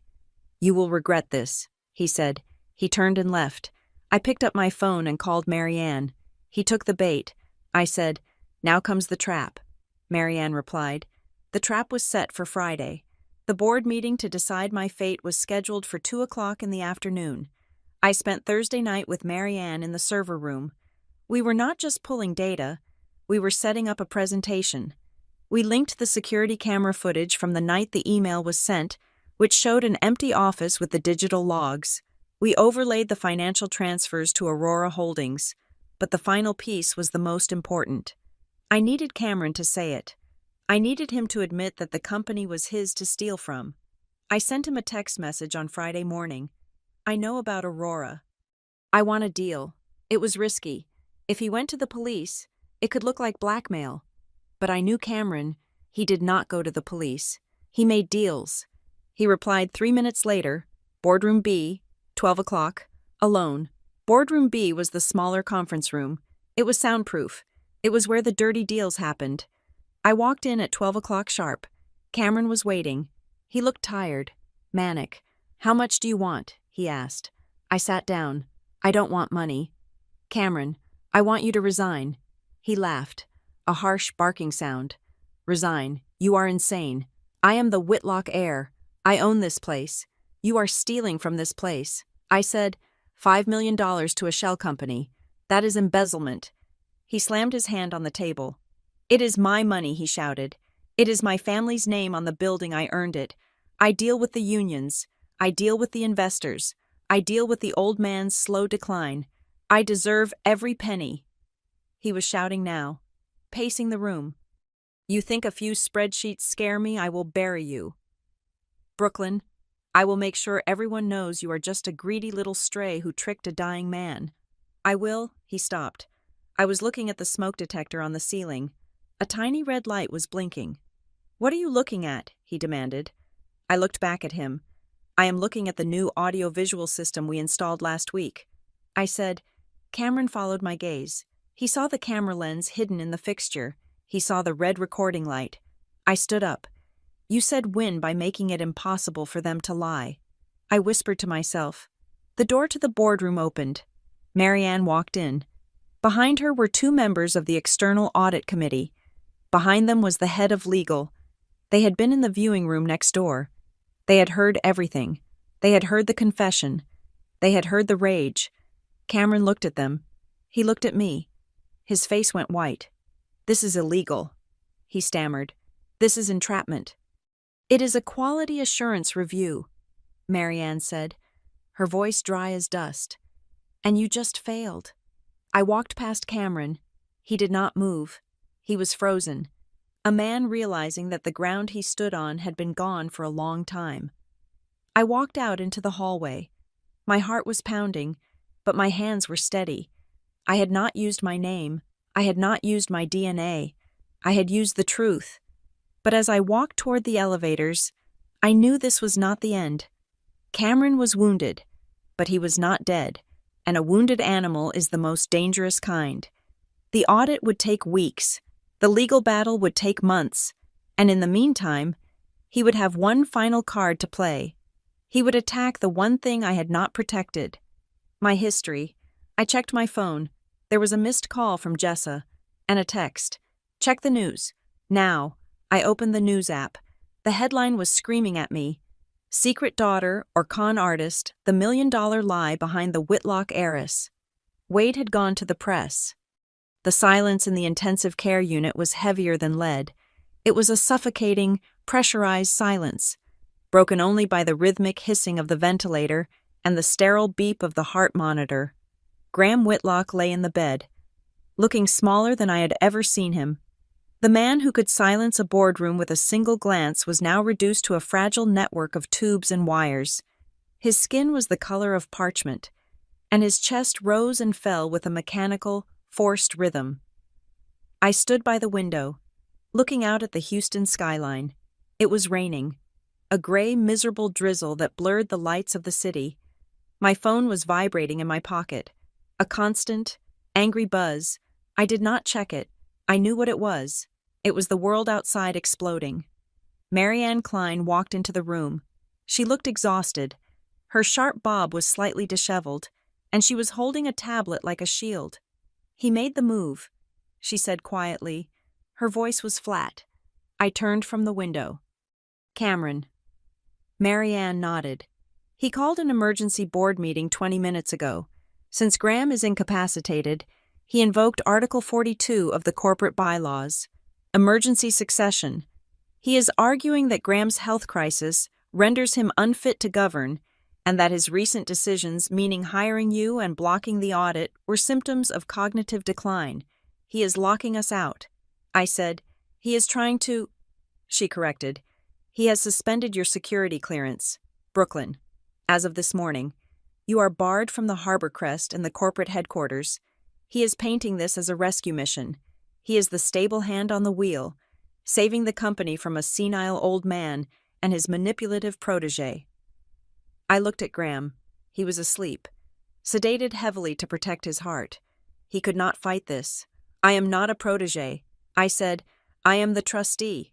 Not until the lawyers say you are, Marianne said, and Cameron knows that. He is buying time to shred the evidence. We need to move faster. I left the hospital an hour later. The paparazzi were already camping at the main entrance, so I took the service elevator to the loading dock and slipped out into the rain. I took a cab to my corporate apartment. When I arrived, the concierge looked at me with pity. He did not say a word, just handed me my mail. There was a large manila envelope on top of the stack. It had no return address. It was thick. I went up to my apartment. It felt cold and foreign, like a hotel room I had stayed in too long. I sat on the edge of the beige sofa and tore open the envelope. It was not a bomb. It was worse. Inside was a photocopy of a document from 1992. It was a ledger page from New Horizons Family Services. It was grainy and faded, but the handwriting was legible. Subject female infant 892. Placement Rivera. W. D. Fee $50,000. Notes. Cash transaction, no questions asked, birth record sealed. Attached to the ledger was a single sheet of plain white paper. On it, typed in bold, black letters, was a single sentence. You were bought. I stared at the paper. I did not cry. I think I had run out of tears days ago. Instead, I felt a cold, hard stone settle in my stomach. This was from Cameron. He had dug this up, or maybe he had manufactured it. But the message was clear. He was telling me that I was merchandise. He was telling me that my entire existence was a transaction. My phone rang again. This time, I looked at the screen. Mom. I stared at the word. Mom. It felt like a lie. I answered. Brooklyn Darla's voice was high and jagged, thick with tears. Oh, thank God you answered. It is a nightmare here. Brooklyn. The reporters. They are outside the grill. They are knocking on the windows. Wade is losing his mind. He is talking to them. Brooklyn. He is telling them things. I held the phone to my ear, listening to her panic. I said nothing. You have to help us, she sobbed. They are going to ruin us. Wade says he has to protect his reputation. He says he has to tell his side of the story before you destroy us. I looked down at the ledger page. Fee. $50,000. What do you want? Darla, I asked. My voice was calm. It scared me how calm it was. We need to get away, she said, her voice dropping to a whisper. We need to close the grill for a while. Go somewhere until this blows over. But we can't. The bank frozen our business account because of the investigation you threatened. We have no cash. She paused. I could hear her breathing. If you could just send us something, she said, just to help us get out of town. 20,000. That is all. Just $20,000. Brooklyn. You are rich now. It is nothing to you. Wade says if you send the money, he will stop talking to the reporters. He will say it was all a misunderstanding. I closed my eyes. There it was, the price tag. My silence was worth $20,000. My dignity was worth $20,000. For 33 years, I had chased their approval. I had worked double shifts. I had handed over my tips. I had paid their mortgage. I had paid for Wade's truck. I had paid for Darla's dental work.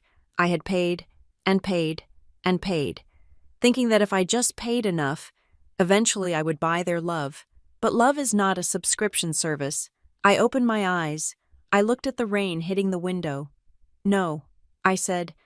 There was a stunned silence on the other end. What Darla whispered. I said no. I repeated, I am not sending you $20,000. I am not sending you $20. But Wade will talk, Darla cried, her voice rising to a shriek. He will destroy you. He will tell them you are ungrateful. He will tell them you abandoned us. Let him talk, I said. Let him tell the world whatever he wants, because I am done paying you to be my parents. Brooklyn, please, you owe us. We raised you. I hung up the phone. I sat there in the silence of the apartment. I blocked the number. It was not a violent act. It was a surgical one. I had just cut off a gangrenous limb. It hurt, but it was necessary for survival. I stood up. I showered. I put on a fresh suit. I was not going to hide in the apartment. I had a war to fight. Marianne texted me an address. It was an office building downtown, not far from the courthouse. Suite 400. Ainsley Pratt. Be there at 2.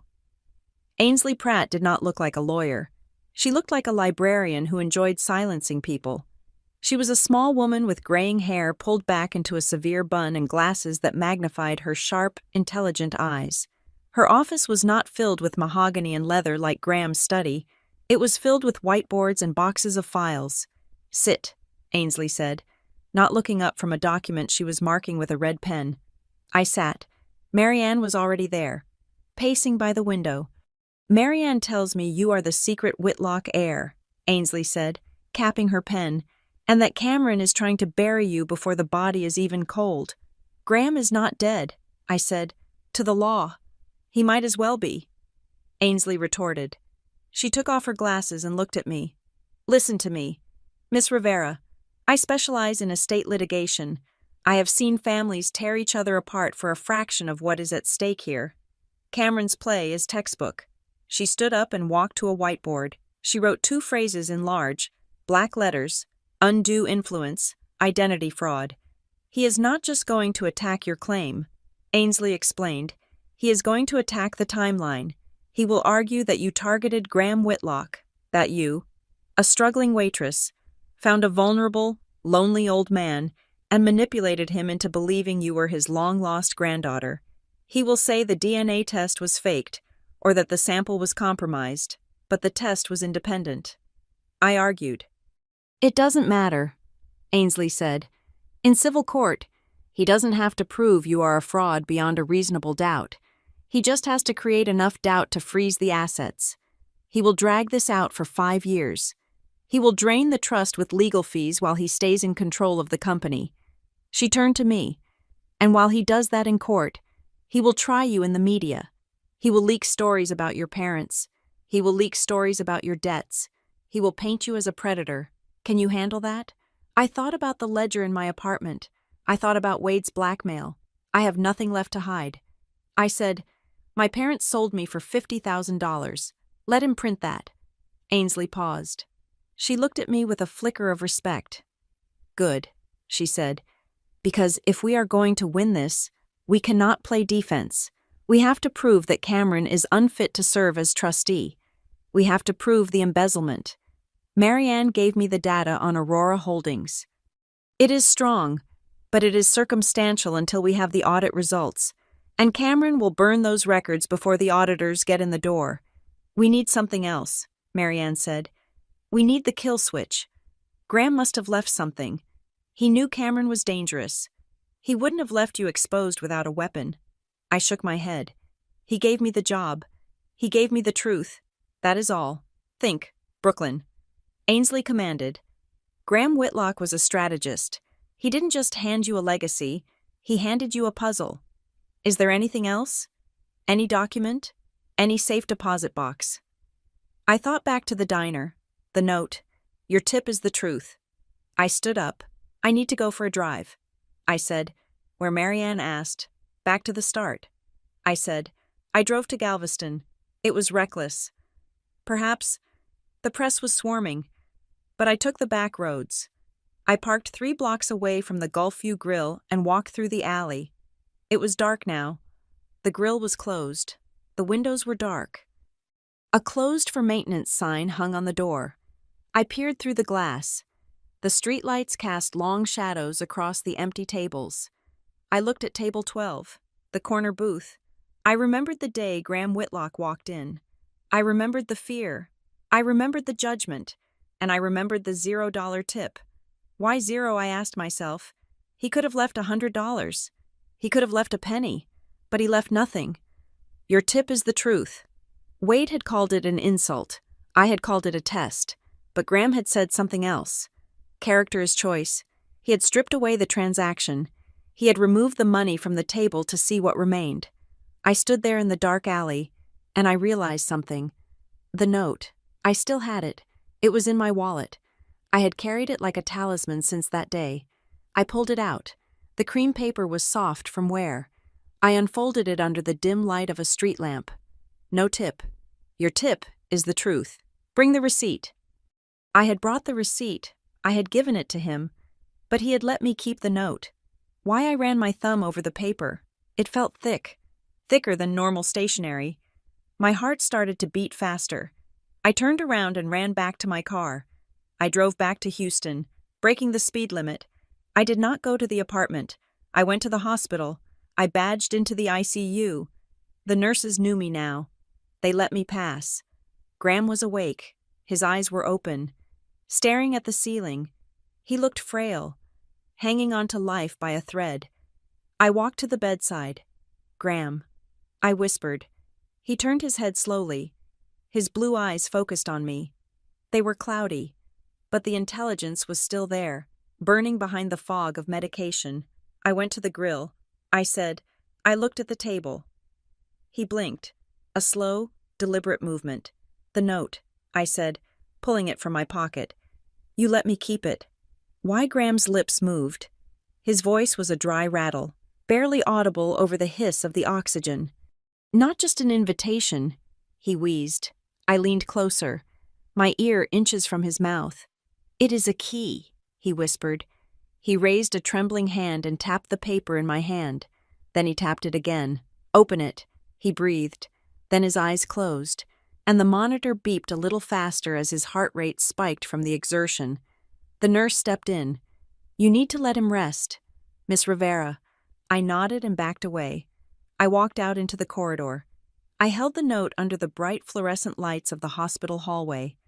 Open it. I looked at the edge of the paper. It was bonded stationery, heavy stock, but when I looked closely at the corner, I saw a microscopic seam. It wasn't one piece of paper.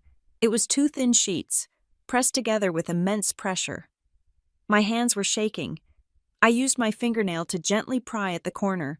It separated. There was something in between the layers. I carefully peeled the two sheets apart. It made a soft tearing sound. Hidden between the layers of the stationery, invisible to the naked eye unless you destroyed the note to find it, was a pattern. It was printed in a strange, reflective ink that I hadn't seen before. It wasn't text. It was a sequence of numbers and letters. Vault 7, Row 4, Tip equals L14. And below that, a phrase that made my breath catch in my throat. The shadow ledger. I stared at the dismantled note. Graham hadn't just given me an address. He had given me the combination to a safe, and judging by the name Shadow Ledger, it wasn't full of cash. It was full of the one thing Cameron Whitlock could not bribe, bully, or sue his way out of. It was the proof. Cameron had the board. He had the lawyers. He had the media. He had my parents. But I had the key. I pulled out my phone and texted Marianne and Ainsley. I found it. Meet me at the bank in the morning. I looked back at the door of the ICU. Graham had known this day would come. He had known he might not be there to hand me the weapon himself. So he had hidden it in the first thing he ever gave me. He didn't tip me money. He tipped me the end of Cameron Whitlock. The news of Graham Whitlock's death did not travel like a whisper. It traveled like a shockwave. He passed away at 4:15 in the morning on a Tuesday. I was holding his hand when the heart monitor flatlined, turning its rhythmic beep into a singular, high-pitched tone that signaled the end of an era. I did not have time to mourn. I did not have time to process the loss of the grandfather I had only known for a few weeks, because at 8 o'clock that same morning, 4 hours after the time of death was called, Cameron Whitlock filed a lawsuit in the Harris County District Court. He requested an emergency injunction to freeze the assets of the Whitlock Legacy Trust. He petitioned the court to suspend all voting rights attached to the trust until a competency hearing could be held regarding the mental state of the late Graham Whitlock. It was a declaration of war, signed in black ink, by noon. The world outside the hospital was a circus. I watched from the window of the private waiting room as the satellite trucks lined up along the street.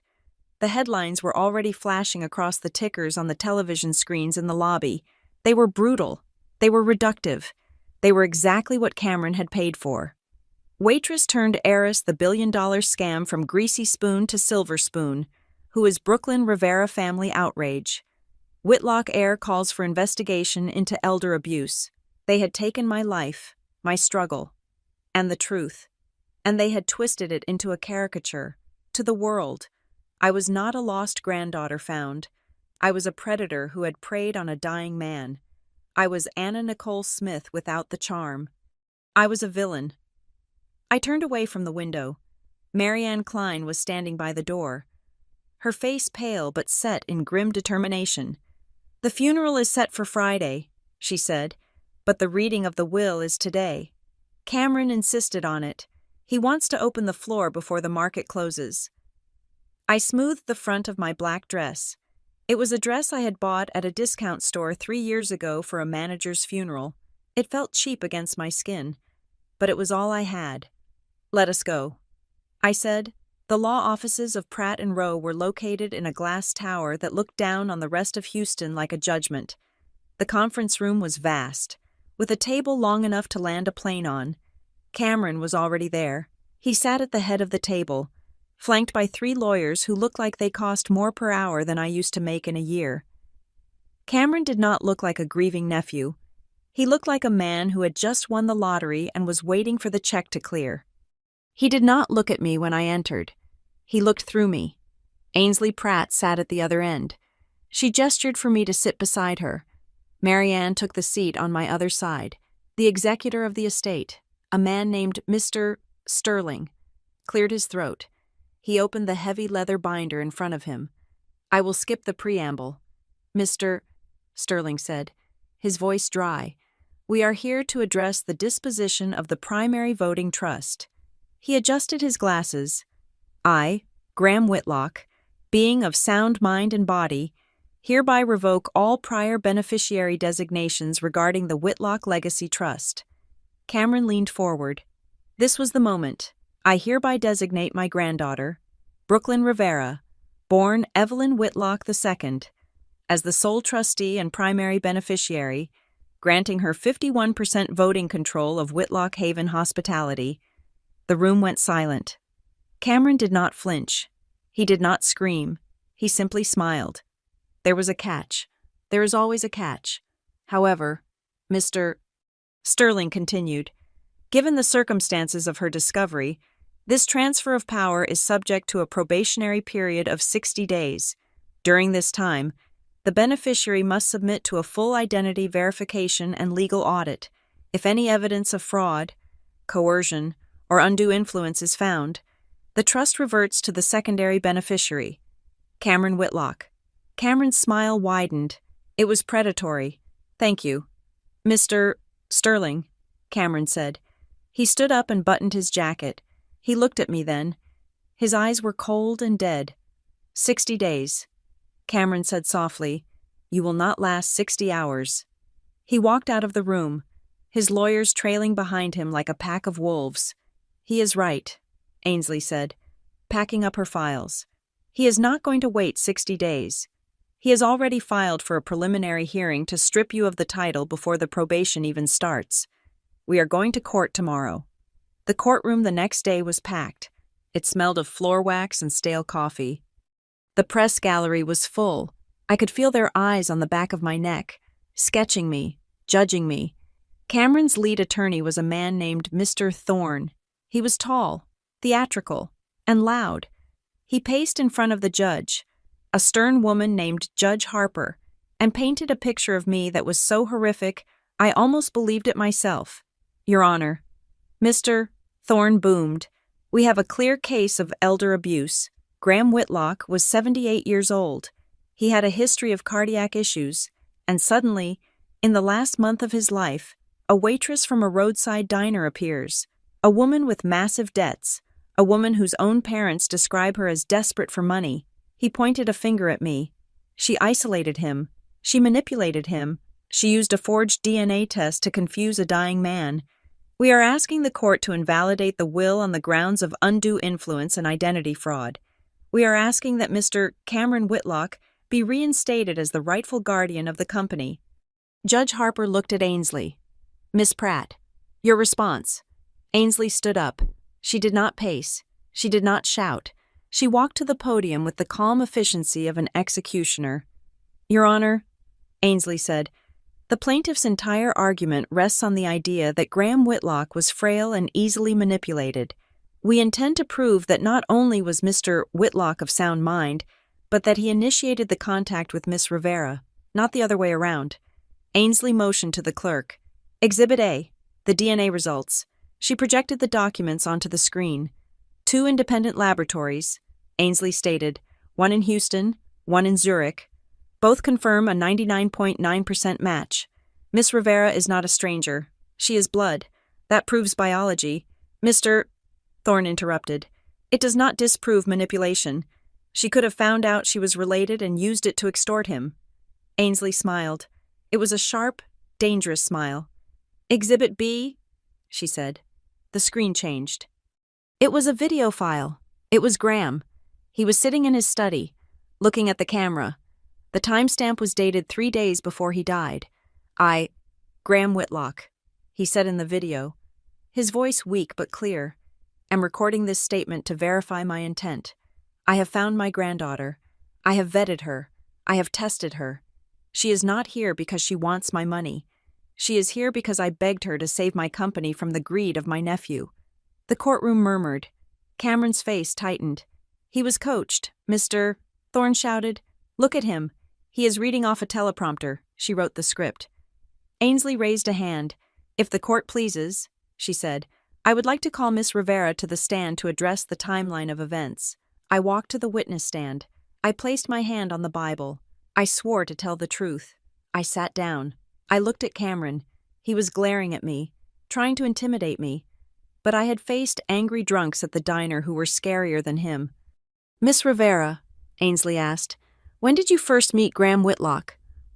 "July 15th, I said. "He came into the Gulf View Grill. And did you know who he was?" "No." "Did you know you were his granddaughter?" "No." Mr. Thorne stood up. "Objection hearsay. We only have her word for that." I reached into my pocket. "Actually," I said into the microphone, "we have his word." I pulled out the plastic evidence bag containing the receipt and the note. "Your Honor," I said, turning to the judge, "this is the receipt from that lunch. Graham Whitlock left me a tip of exactly $0, and he left this note." I held up the cream-colored paper. "No tip. Your tip is the truth.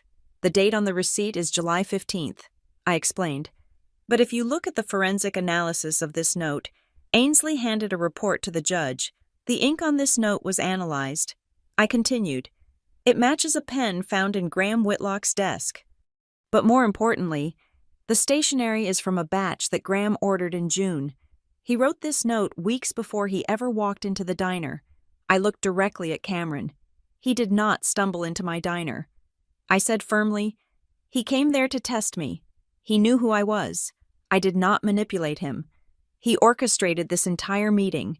If this was a con, Your Honor, then Graham Whitlock was the con artist, and I was the mark." The judge examined the note. She looked at the date. She looked at Cameron. Mr. Thorne looked flustered. He whispered furiously to Cameron. "This proves nothing," Thorne argued. "It just proves he was obsessed. It proves he was delusional. We have one more witness." "Your Honor," Ainsley said. The doors at the back of the courtroom opened. A small, elderly man walked in. He walked with a cane, looking terrified. He wore a cheap suit that was 2 sizes too big. "State your name for the record," Ainsley said. "Arthur Vance," the man whispered. "And where did you work between 1990 and 1996? "Mr. Vance. I was a records clerk," he said, "at New Horizons Family Services." The room went deadly quiet. Even Cameron stopped whispering. "Mr. Vance," Ainsley said gently, "did you handle the file labeled Infant 892? Arthur Vance nodded. His hands were shaking. "Yes, ma'am. And can you tell the court the nature of that transaction?" Vance swallowed hard. He looked at me, his eyes full of shame. "It wasn't an adoption," he said. "Not a legal one. It was a placement, a custom order. And who paid for this order?" Ainsley asked. "Mr. and Mrs. Rivera," Vance said. "They paid $50,000 in cash. And did they know the origin of the child?" "Yes," Vance said. "We told them the mother was from a wealthy family and that the child had to disappear. They signed a confidentiality agreement. They knew they were buying a secret, not just a baby." The courtroom erupted. The reporters were typing furiously. Cameron looked like he had been punched in the gut. His narrative about my loving, concerned parents had just been incinerated. They were not concerned parents. They were accomplices to a crime. Judge Harper banged her gavel. "Order, order in this court." She looked at Cameron. "Mr. Thorne," she said, her voice icy, "your argument for undue influence relies heavily on the testimony of the Rivera family. That testimony is now highly suspect.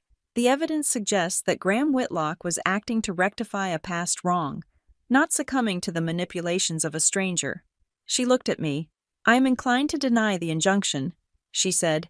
"The will stands.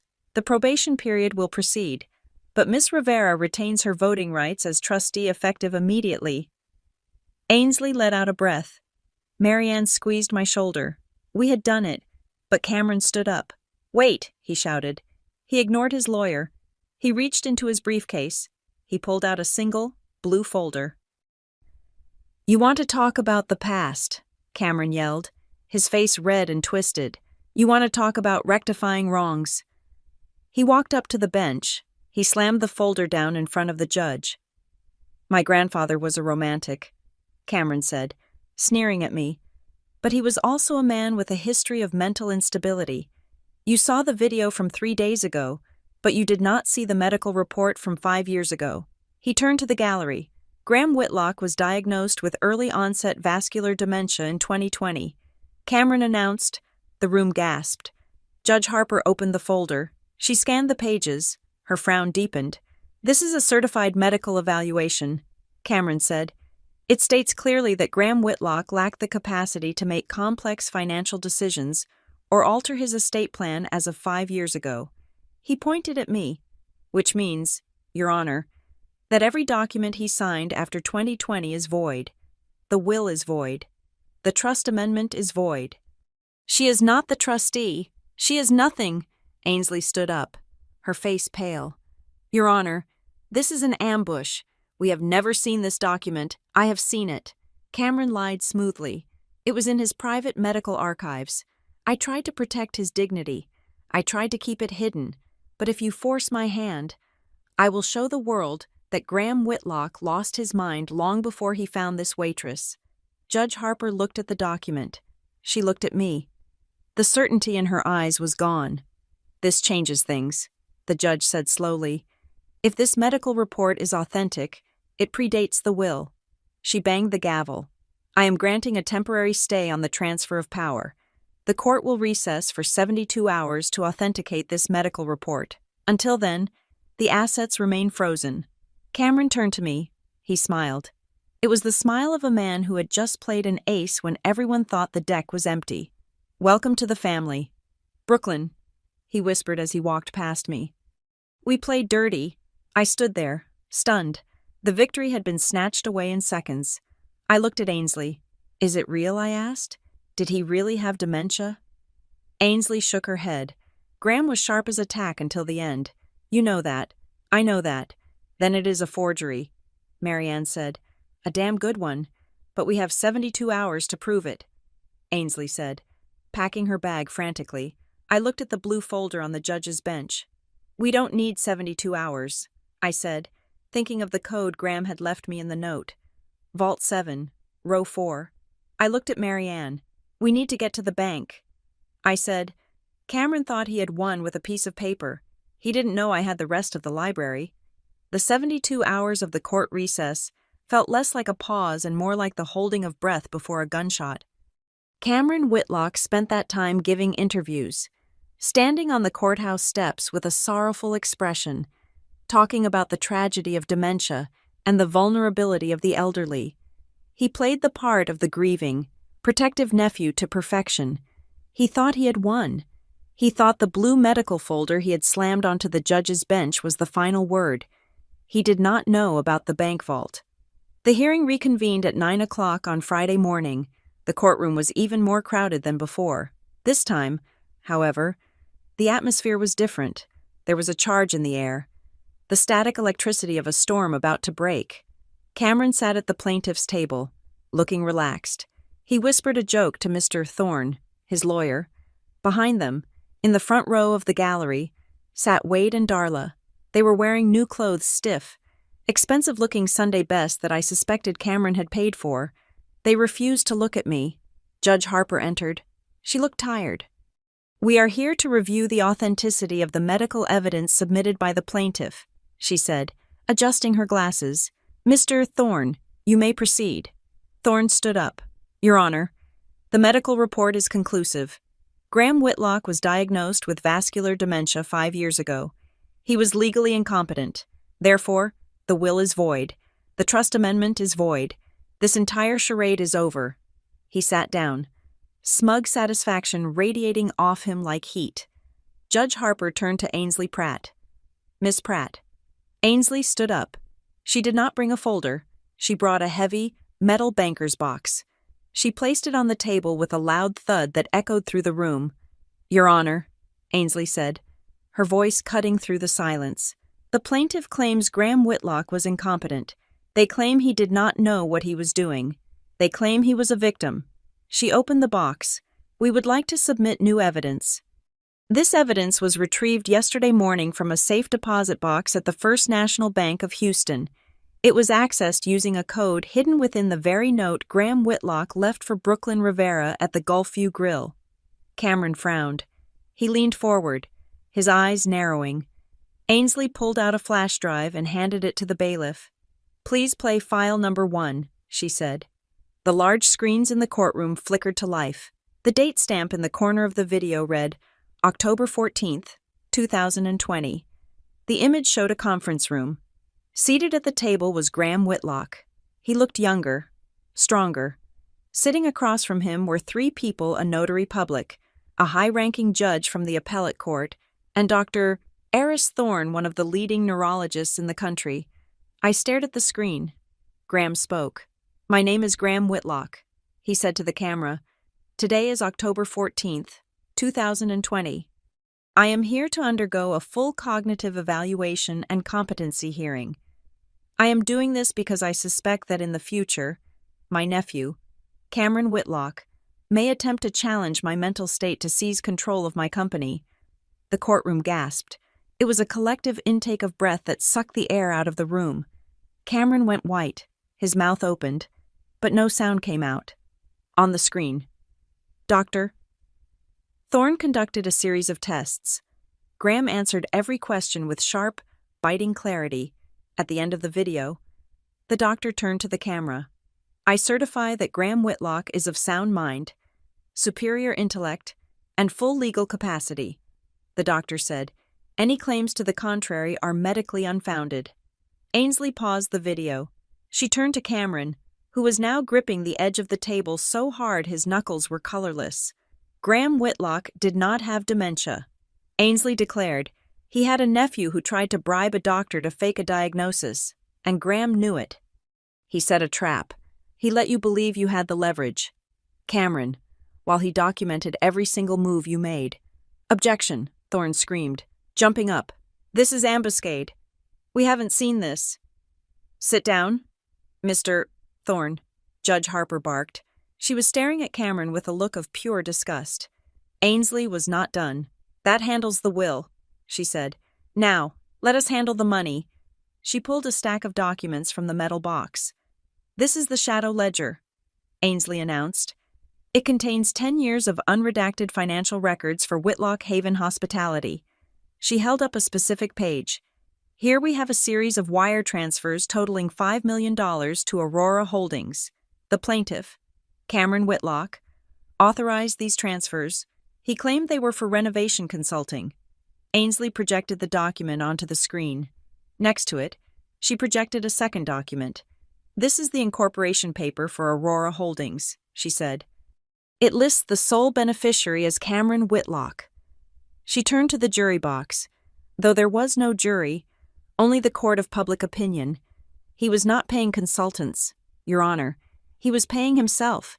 He was stealing from the company. And when Graham found out and threatened to expose him, Cameron tried to declare him insane." Cameron stood up. He was shaking. It wasn't fear anymore. It was the wild, cornered rage of a narcissist whose mask had shattered. "That is a lie," Cameron shouted, his voice cracking. The old man was senile. He didn't know what he was doing. He let a waitress manipulate him. He pointed a trembling finger at me. "I did not steal anything. I built that company while he was chasing ghosts. I knew about her. I knew about this little fraud before she even walked into the diner." The room went deadly silent. Ainsley smiled. It was the smile of a hunter who just heard the trap snap shut. She walked over to the witness stand. "I am sorry. Mr. Whitlock," she said softly, "did you just say you knew about Brooklyn Rivera before she walked into the diner?" Cameron froze. His eyes darted around the room. He realized his mistake. Throughout this entire trial, Ainsley said, her voice rising, "You have claimed that Brooklyn was a stranger who targeted your grandfather. You claimed you had no idea who she was until the will was read. But if you knew about her before," she let the implication hang in the air like a guillotine blade. "If you knew," Ainsley continued, "then you knew she was the heir, and you tried to destroy her preemptively." Cameron sank back into his chair. He looked small. He looked defeated. But I was not done. There was one more lie that needed to die today. I stood up. Your Honor, I said, I have one final piece of evidence from the vault. I walked to the gallery. I walked right up to the railing where Wade and Darla were sitting. They looked terrified. They tried to shrink into their seats. I held up a document from the metal box. It was the original copy of the consulting agreement between Graham Whitlock and the Gulfview Grill, dated 1 week before the lunch. Graham didn't just investigate Cameron, I said, looking at Wade. He investigated you. I turned to the judge. My parents are here as character witnesses for the plaintiff. I said, they were going to testify that I am money hungry, that I abandoned them. I handed the document to the bailiff. This is a sworn affidavit from a private investigator Graham hired. I said, it details a conversation with Wade Rivera in which Wade demanded $50,000 in exchange for keeping my identity secret. When Graham refused to pay, Wade went to Cameron. I looked at Wade. Tell the court. Wade, I said, my voice steady. Tell them how much Cameron paid you to sit in that front row today. Tell them the price of your daughter. Wade looked at the judge. He looked at Cameron, who was staring at the floor. He looked at the reporters, whose cameras were trained on his sweating face. He crumbled. We needed the money, Wade whispered. The business was under. Cameron, Mr. Whitlock, he promised he would pay off the mortgage if we helped him. Darla started to sob. It wasn't a pretty sound. It was the sound of total humiliation. We didn't mean to hurt you. Brooklyn, she wailed. We just wanted to save the grill. I looked at them. For 33 years, I had thought their love was unconditional. Now I knew it was just another line item on a ledger. I turned back to the judge. I rest my case, I said. The aftermath was swift and brutal. Judge Harper did not just deny Cameron's injunction. She referred the evidence of embezzlement to the district attorney's office. She ordered an immediate forensic audit of Cameron's personal assets. Security officers moved in. They did not put Cameron in handcuffs yet, but they flanked him, ensuring he could not leave the building. The board members who had supported him were already on their phones, frantically trying to distance themselves from the blast radius. I walked out of the courtroom. The hallway was a sea of microphones and cameras. The questions came like a tidal wave. Miss Rivera, how do you feel? Are you going to press charges against your parents? What will you do with the company? I stopped. I looked into the lens of the nearest camera. I did not smile. I did not cry. I am not pressing charges against my parents. I said, they have to live with what they did. That is punishment enough. But they are no longer my family. I took a breath. As for Cameron Whitlock, he made a mistake. He thought money was the only thing that mattered. He thought he could buy the truth. I held up the cream-colored note one last time.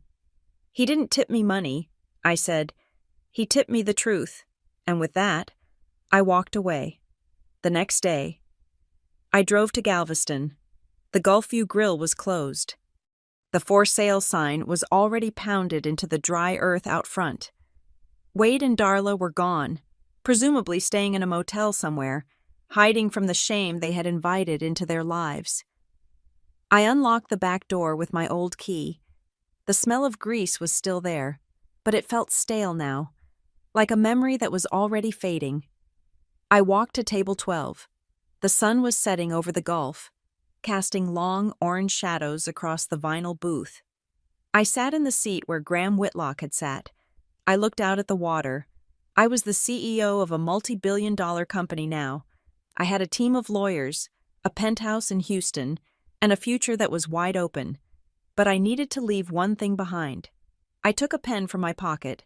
I grabbed a napkin from the dispenser. I wrote a single line. You do not owe them your life. I placed the napkin under the salt shaker. I took a $20 bill from my purse, my own money, earned from my own labor, and placed it on top. It was a tip for the ghost of the girl who used to work here, the girl who thought she wasn't enough. I stood up and walked out of the diner. I left the door unlocked. I left the keys on the counter. I got into my car and drove north, toward the city, toward the storm, toward the truth. I finally tipped the balance. Thank you so much for listening to Brooklyn's story of betrayal and redemption. I would love to know where you are tuning in from. Are you listening from a busy city like Houston or a quiet coast like Galveston? Let me know in the comments below so we can connect. Please do not forget to subscribe to the Maya Revenge Stories channel, like this video, and hit that hype button to help this story reach more people who need to hear that the truth always wins.